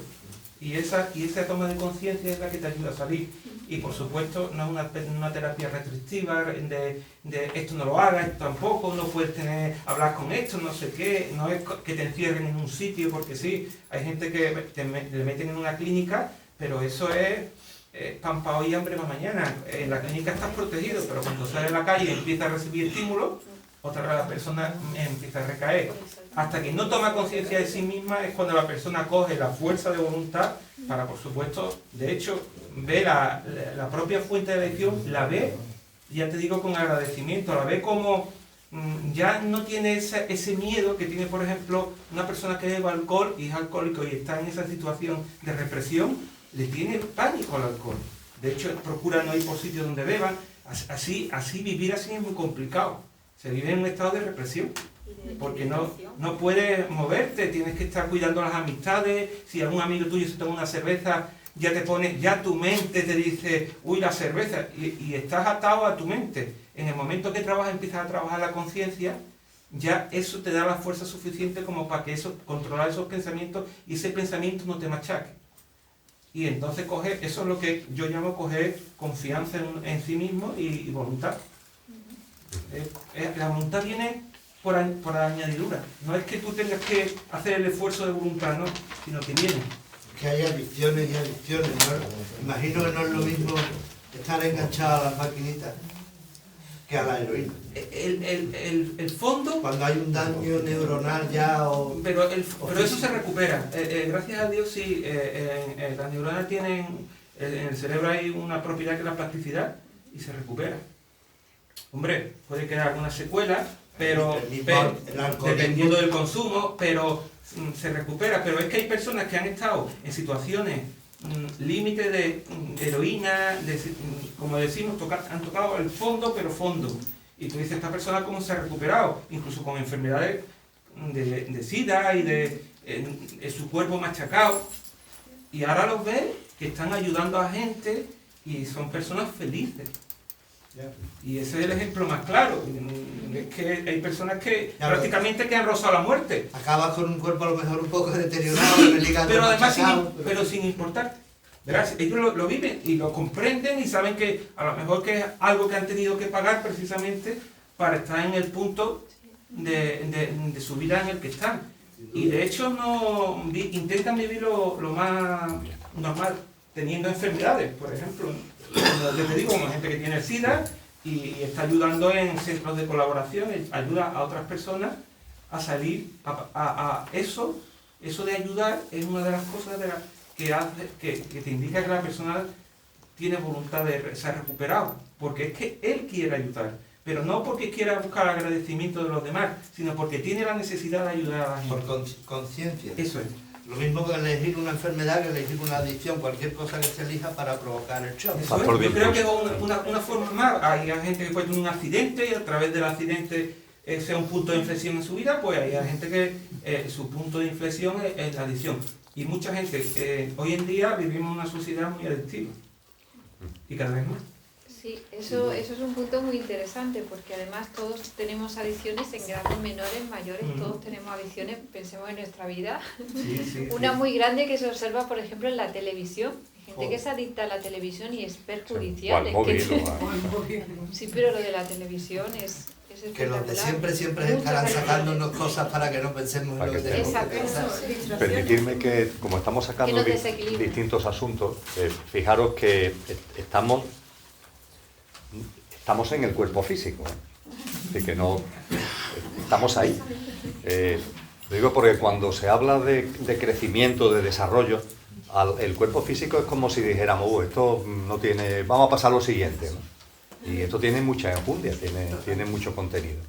Hay otro elemento que aparece en el esquema, al hilo de lo que aporta Taimi, y que no debemos dejar en el tintero, que tiene que ver con el hecho, lo vamos a ver con los distintos componentes, no solamente le pasa al físico, denso, no solamente. En el ser humano nada es estático, nada está hecho y va a ser permanente. Ni siquiera el cuerpo físico. En el mundo de las emociones, pues sabemos que las emociones van, que las emociones vienen, ya hablaremos en su momento. Pero hablando del cuerpo físico, podemos tener la sensación de que el cuerpo físico, cuando ya somos adultos, y hasta que se vaya deteriorando por la edad, ya está hecho. Es como un edificio que ya está construido y ya está. Y eso no es verdad. Eso no es verdad. La ciencia nos dice hoy que las células se regeneran. Hablábamos hace un momento de las neuronas. Las células se regeneran. Pero se regeneran hasta el punto de que, según los distintos estudios que hay por ahí dando vueltas, la que más tarda en regenerarse tarda 7 años. La que más tarda. Y hay células de los 100 billones de células que tenemos, hay células que se regeneran diariamente. Esto es verdad, no podemos entrar en ello, bueno, podemos entrar, pero vamos, que no es un tema en sentido estricto de este grupo, pero eso plantea un tema muy interesante, que entonces, ¿por qué envejecemos? Es decir, si realmente cada 7 años todas nuestras células son nuevas, ¿por qué envejecemos? Ahí los que estáis en el ámbito de la salud, pues sabéis que las células tienen, como los cordones tienen ¿cómo se llama? Telómero. No, pero en el ámbito médico tiene un nombre, el telómero, ¿no? El telómero. Y que cuando las células se regeneran, el único problema es como si, por tenerlo como ejemplo, es como si el cordón del zapato, que termina en ese plastiquito, en ese telómero, cada vez que se regenera se recorta un poquito el plastiquito. Y claro, al regenerarse, el plastiquito se corta y hay un momento determinado que no hay plastiquito. Con lo que entonces empieza el cordón a deshilacharse. En el ámbito celular esto sería el envejecimiento. La medicina está ahora mismo centrada en el hecho de que hay células que no envejecen. Hay células que el telómero no se recorta, sino que permanece siempre igual. Y son las cancerígenas, efectivamente. Son las cancerígenas precisamente, ¿no? Y la verdad es que ahora mismo el cáncer, mira por dónde, puede ser una fuente de información inmensa, como lo está siendo de hecho, para alargar la vida del ser humano, ¿no? Creemos que no. No, hombre, no, digo en el sentido de ser consciente de que hay algo que pasa en esas células para que el plastiquito no se recorte. Bien, pero a lo que íbamos, que es lo importante, nos regeneramos, físicamente, nos regeneramos. Y esto nos obliga a un tema que es importante para lo que nos trae aquí. Si nuestro cuerpo se regenera, es decir, se reconstruye, se está reconstruyendo continuamente, ¿con qué materiales lo estamos reconstruyendo? ¿De dónde sacan los materiales para reconstruirse? La respuesta es obvia, pues de lo que comemos y bebemos. Una casa se construye con ladrillos, con argamasa, con cemento. Bueno, pues nuestro cuerpo se está reconstruyendo con los materiales que introducimos en él, con la comida y con la bebida. Hablaba Carmen de la responsabilidad, un término muy importante en todo lo que tiene que ver con todo y también con el cuerpo físico, y tenemos que asumir y ser más responsables con relación a que cada cosa que ingerimos es un material, un ladrillo, como queréis llamarlo, que el cuerpo va a utilizar en su proceso de regeneración. Y hablaba Lola de todo lo que la Ayurveda, desde la noche de los tiempos se sabe que no todos los alimentos tienen la misma vibración, la misma frecuencia vibracional, y no todas las bebidas tienen la misma frecuencia vibracional. De modo y manera que si tú ingieres alimentos y bebidas de baja frecuencia vibracional, densos, a tu cuerpo físico que es denso, lo estás densificando más. Y en cambio, si introduces alimentación y bebidas de mayor frecuencia vibracional, el cuerpo físico siempre va a ser denso, no es un globo que vaya a salir volando, pero estás contribuyendo a sutilizarlo dentro del margen de maniobra en que un cuerpo físico se puede sutilizar. Y esto tiene repercusiones prácticas.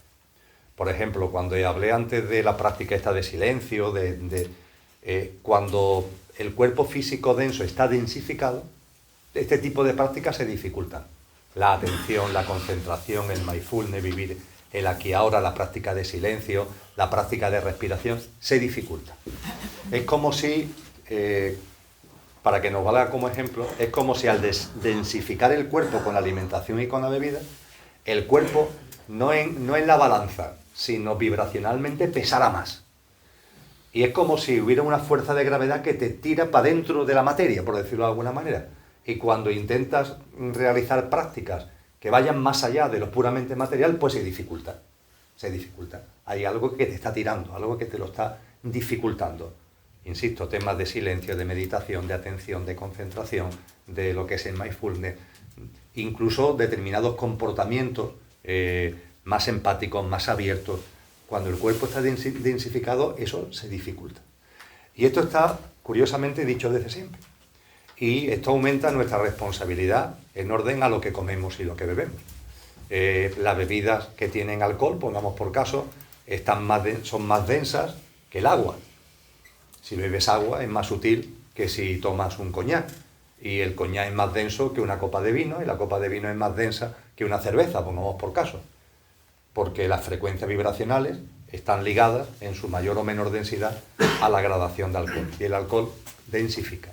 Y en el caso de la comida, también conocemos, desde la noche de los tiempos, una especie de tabulación de mayor o menor densidad de la comida.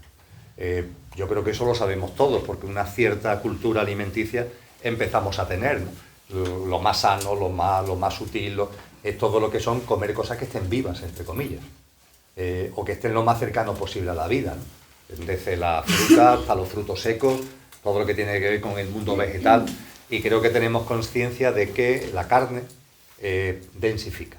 La carne es un cuerpo muerto, es un cuerpo además de dolor, que el animal ha pasado por toda una tragedia antes de ser asesinado, y esa carne que nos comemos, la industria alimentaria tiene mucha publicidad al respecto, en cuanto que tiene componentes que son imprescindibles, y no es verdad, porque hay personas que no han comido carne en su vida.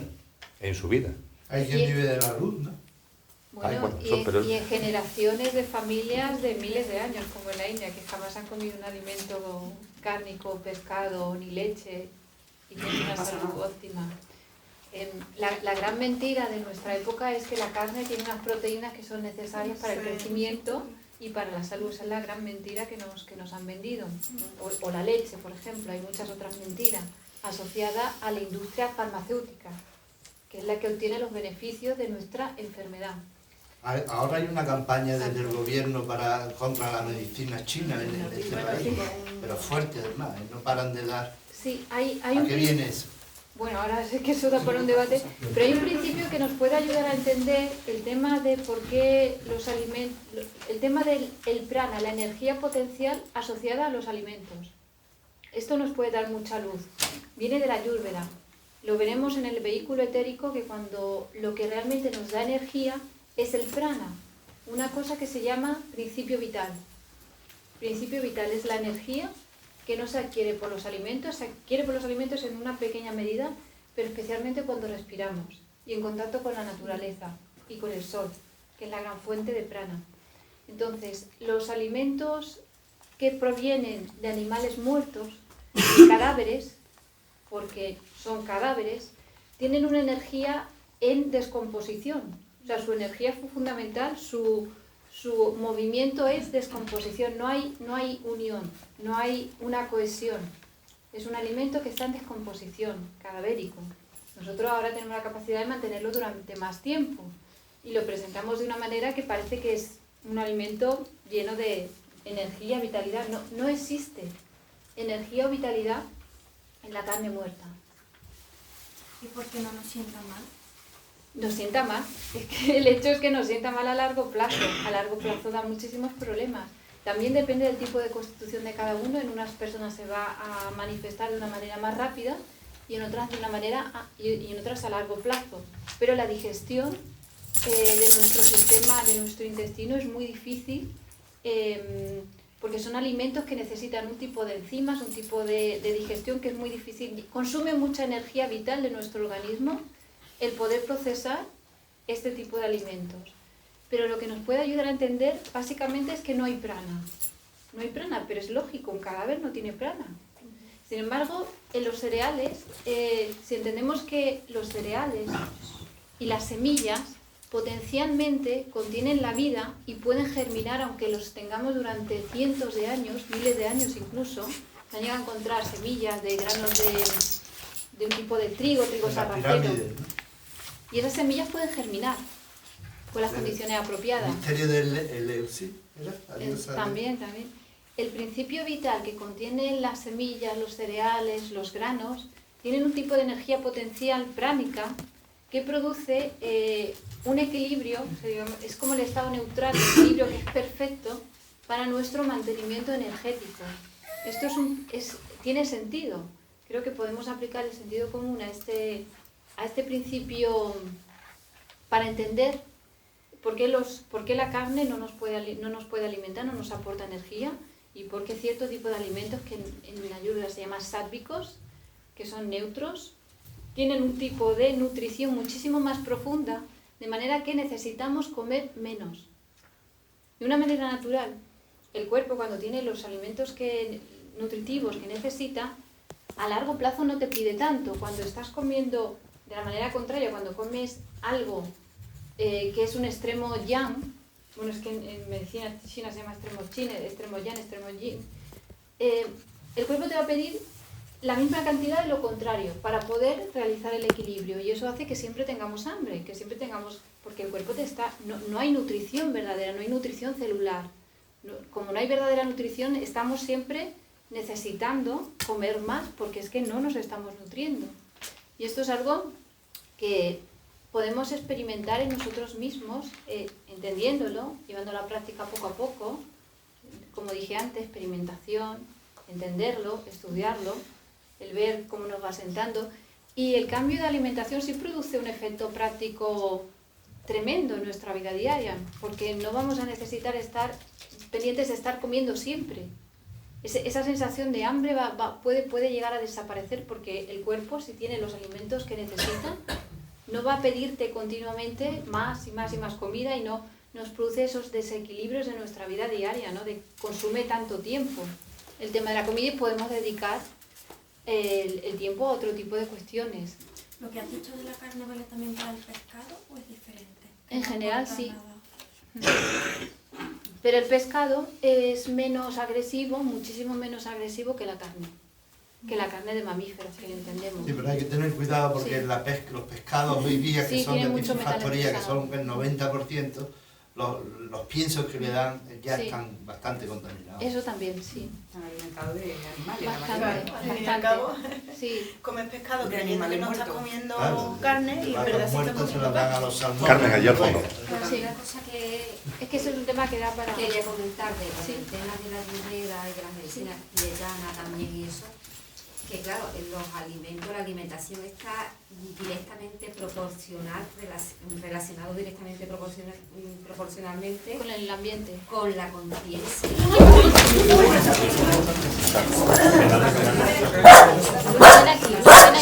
Ven aquí.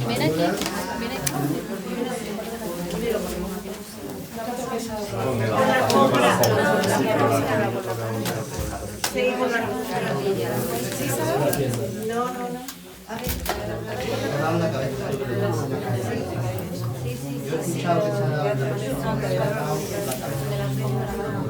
Está relacionado con la tierra, el agua, el aire, y detrás de todo eso está ya con lo más sutil. Detrás de la tierra, el agua y el aire hay una energía que es la vibracional, que produce esto, entonces que todo está súper relacionado con la evolución de la conciencia y la capacidad de visión, de ver a través de todo. Es como una relación directa, no hay un corte, es una misma cuerda, ¿no? Sí. Muy interesante. Perfecto. Para dejar abierto y que nos vayamos con la información de la existencia de este componente, y que cada uno en función de sí mismo lo vaya gestionando, vaya informándose complementariamente. Junto con el cuerpo físico denso se habla de que el ser humano tiene un cuerpo físico etérico. El cuerpo físico etérico es puramente energético. Pero no es el astral, ¿no? No es el astral. Es verdad que hay mucha confusión. No es el astral. A ver si lo aclaro ya de una vez. Sí, lo hablaremos. El astral tiene que ver con lo emocional, como veremos en su momento. Esto es otra cosa. Algunas personas lo ven, los que tienen todos tenemos dones y talentos, cada uno los nuestros, y hay alguna gente que tiene la capacidad de percibir la presencia de ese cuerpo etérico y tiene una envergadura un poquito mayor que la del físico. Es como la del físico, pero sobresale un par de centímetros. A veces, algunas personas le llaman aura. Ya veremos que el aura puede ser etérica, pero también puede ser astral. Hay muchas formas de aura. Pero, en parte, cuando se habla de aura, hay gente que lo que ve es precisamente ese cuerpo etérico que sobresale un poquito del cuerpo físico denso. Entre el cuerpo físico etérico y el cuerpo físico denso hay una interconexión. Una interconexión tan importante que, como desarrollaremos el próximo día, la vida, el principio vital, la vida que nos rodea, que no solamente está en nosotros, sino que está en todo, y que muy especialmente se manifiesta en la naturaleza, y muy especialmente dentro de la naturaleza, en los rayos del sol, que es la gran fuente de principio vital. Esa vitalidad, el cuerpo nuestro es capaz de recogerla, tiene capacidad como para recogerla, pero no solamente tiene capacidad para recogerla, sino que podemos percibirlo. Yo creo que todos somos conscientes, nos habrá pasado alguna vez, que hemos ido a dar un paseo en la naturaleza, en un parque, en el campo, en la playa, y al terminar el paseo te encuentras mejor, vamos a decirlo así, con más fuerza, con otro estado de ánimo, que antes de comenzar. Eso es el influjo de ese principio vital que en esa naturaleza viva, pues es más fácil coger que metido en una habitación como esta, pongamos por caso. Vamos a desarrollar el próximo día, que es el cuerpo etérico el que capta ese principio vital. El cuerpo físico denso no tiene ventanas, no tiene capacidad de recoger esa vida, también llamada prana, que está en nuestro entorno. Es el etérico que, al ser precisamente sutil, al ser etérico, sí tiene una mayor permeabilidad con ese principio vital y tiene la capacidad, como una porosidad, por decirlo de alguna forma, para absorber el principio vital y transmitírselo al cuerpo físico. Con lo que entre el cuerpo etérico y el cuerpo físico denso hay una corriente de vitalidad. El principio vital, prana, vida, la recoge el etérico del entorno y se la pasa al físico. Esto es muy importante tenerlo en cuenta. Hablábamos antes del fallecimiento. Hay muchos casos de experiencias cercanas a la muerte. Desde tiempos muy antiguos, la conexión energética entre el etérico y el físico, los que tienen clarividencia, las personas que desde la noche de los tiempos han tenido estas capacidades, nos dicen que ese chorro es un chorro de energía que tiene una tonalidad plateada. Y por eso se le llama cordón de plata. Si en algún texto, si en algún libro habéis leído, habéis escuchado hablar del cordón de plata, El cordón de plata no es sino el flujo de energía que el etérico le transmite al físico y es un flujo de vitalidad. Por ejemplo, en la Biblia, en el libro del Eclesiastés, se habla del cordón de plata. Es una denominación, que aparece en muchos textos. Y cuando la muerte de verdad se produce, cuando ese cordón de plata se corta. Cuando ese cordón de plata deja ya de producirse. Cuando ya no hay un flujo energético entre el cuerpo etérico y el cuerpo físico. Puede darse el caso de que el cuerpo físico tenga apariencia de constantes vitales que den apariencia incluso de muerte. Pero si el cuerpo etérico sigue activo y sigue dándole vitalidad al cuerpo físico, esa muerte del cuerpo físico es solamente aparente, no es real. Podríamos decir, por tanto, que realmente lo que marca lo que denominamos el fallecimiento físico es el cese de ese chorro de vitalidad que le viene del etérico. Entonces veremos el próximo día que la primera función, el etérico se dice que tiene 3 funcionalidades fundamentales. La primera es doble corpóreo, es el molde sobre el que se construye el cuerpo físico.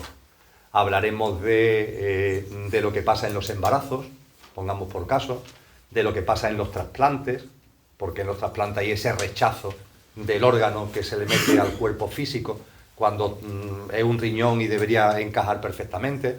Hablaremos de esa funcionalidad que tiene el cuerpo etérico de doble corpóreo del cuerpo físico. Hablaremos de la segunda funcionalidad que la acabo de citar ya, transmisor de vitalidad. Y esto es muy importante en la vida cotidiana, haremos mucho hincapié en el próximo encuentro, porque cuando nos encontramos mal de ánimo, cuando nos encontramos con percepción de depresión, cuando no estamos bien de ánimo, el quid de la cuestión no está en la medicación, ni en vitaminas, ni en estimulantes. Es un buen baño de vitalidad. Vete a la naturaleza, contacta con la naturaleza, hazlo de forma consciente y absorbe conscientemente esa vitalidad. Porque esa vitalidad la vas a percibir gracias al etérico en el cuerpo físico y vas a ver cómo te animas y cómo ese desánimo se va transformando en otra cosa. Hablaremos de esta segunda función. Y después hay una tercera función, que es que cuando hemos dicho que las emociones y los pensamientos influyen en el físico, que es verdad, la pregunta es ¿cómo? ¿Cómo? ¿Cómo llega al físico, al cuerpo físico denso? ¿Cómo llega la repercusión de unas emociones que estén turbulentas, de un mundo emocional que esté turbulento? Pues hay que repetir lo que hemos dicho antes. Es el etérico el que, debido a su sutilidad, sí tiene la capacidad de recoger las vibraciones emocionales y mentales y se las transmite al físico. Y no solamente se la transmite al físico, y ya con eso terminamos el resumen y lo dejamos ya para el próximo mes, no solo se lo transmite al físico, sino que el propio etérico, como capta el mundo emocional y el mundo mental, las frecuencias emocionales y mentales, el propio etérico se ve afectado por eso. Es decir, no solo se lo transmite al físico, sino que él mismo se ve afectado. Con lo que cuando tenemos perturbaciones emocionales y mentales, nuestro cuerpo etérico pierde fuerza, nuestro cuerpo etérico pierde fuelle, nuestro cuerpo etérico pierde potencia, con lo que disminuye la capacidad de transmitir vitalidad al físico. Fijaros que, por tanto, y eso en su momento ya nos abrirá las puertas para hablar de las emociones, fijaros que turbulencias emocionales o mentales, ciertamente el etérico las absorbe y se las pasa al físico y el físico lo recibe de la forma que veremos en su momento, con ansiedad, con el problema digestivo, con dolores de cabeza, ya lo veremos en su momento. Pero es que además repercuten en el propio etérico, con lo que el etérico pierde capacidad de transmitir vitalidad al físico, con lo que además nos venimos abajo en el estado de ánimo, etcétera, etcétera. Y eso nos va a abrir las puertas a analizar la importancia del equilibrio emocional y mental. Para los que estudiáis acupuntura o el Reiki, todas estas terapias que se realizan sobre el cuerpo físico, en realidad lo que se está trabajando es más la estructura sutil del etérico. En el etérico, que es el transmisor de prana, es por donde circulan las corrientes de prana, es importantísimo el orden. Hay un orden, hay un ritmo. Y este ritmo está muy asociado con la respiración. Cuando en yoga se hace pranayama, ejercicios de pranayama, lo que se intenta es influir mediante la respiración al equilibrio de las fuerzas de contracción y expansión del orden que está dentro del etérico, del prana, el circuito de pránico. El concepto de prana es muy interesante, porque prana se dice que es el principio que da orden, es como un orden, transmite una información, es el molde del físico, el molde a partir del cual se supone que las células van a construir su geometría, su forma, es el molde, la información. Y el circuito del prana, el circuito del principio vital pránico, tiene mucha importancia en la transmisión de ese orden. Entonces, como decía Emilio, las perturbaciones, remolinos emocionales que van a estar entre el etérico y el físico van a afectar o pueden producir desórdenes, remolinos, perturbaciones que los que tienen capacidad de clarividencia lo ven así, en el vehículo etérico. Es decir, primero perturban el molde y la transmisión o el circuito de prana, de las corrientes pránicas, de eso que se llama cuerpo sutil energético, se le llama de muchas maneras en la medicina alternativa, y esto va a producir a su vez un desequilibrio en las funciones físicas. Se dice además que el vehículo etérico tiene una especial relación con un órgano, que es el bazo, que no se sabe muy bien en medicina para qué sirve el bazo. En la medicina china se sabe que tiene una función directamente relacionada con el prana y con el vehículo etérico. El bazo. El bazo. El cordón de plata, entre comillas, del etérico va al bazo, o sea, donde toca físicamente es el bazo. Y después ya la energía vital se desarrolla con el tema de los chakras y demás. Pero eso sí parece ya, lo vemos en el próximo encuentro. Pero una pregunta, ¿y es el mismo en todas las personas del cuerpo físico etérico? Bueno, cada persona tiene su etérico. Pero que... Tú lo tienes, yo también, pero tu etérico puede estar de una forma o de otra igual que el físico, ¿no? De hecho, se dice que precede al nacimiento, o sea, el molde a partir del cual las células empiezan su diferenciación es por el etérico. Esa diferenciación misteriosa de embriología, que no se sabe muy bien cómo de células todas iguales, de repente hay un factor que hace que se diferencien, es un gran misterio en embriología. Y esto se explica, bueno, la hipótesis que se plantea es el factor del etérico, que es el molde, el factor de diferenciación celular. Bueno, eso ya lo vemos la próxima vez. Sin bazo, yo tengo gente que han extirpado gran parte. Sí, pero... El mes que viene tenemos... Se reestructura, se reequilibra, pero claro, es una función, porque el organismo tiene esa capacidad del sistema de reequilibrarse de alguna manera. Sí, porque extirparán el bazo del cuerpo físico, pero no el bazo del cuerpo del etérico, ¿no? Exacto. Bueno, lo veremos la próxima vez. Vamos a dejarlo porque hay muchos temas. El mes que viene hemos tenido que reconfigurar los grupos, porque como hay tantos festivos y demás, nosotros pasamos excepcionalmente, eso es una excepción, al lunes. Tenemos el encuentro el lunes 17. Lunes 17 a las 7. ¿Vale? Muchas gracias. ¿Cuántos capítulos hay que leer? Sí. Bueno, los mismos, porque no hemos... Vamos, traemos lo mismo, o sea que... ¿Los mismos capítulos? Los mismos capítulos, sí.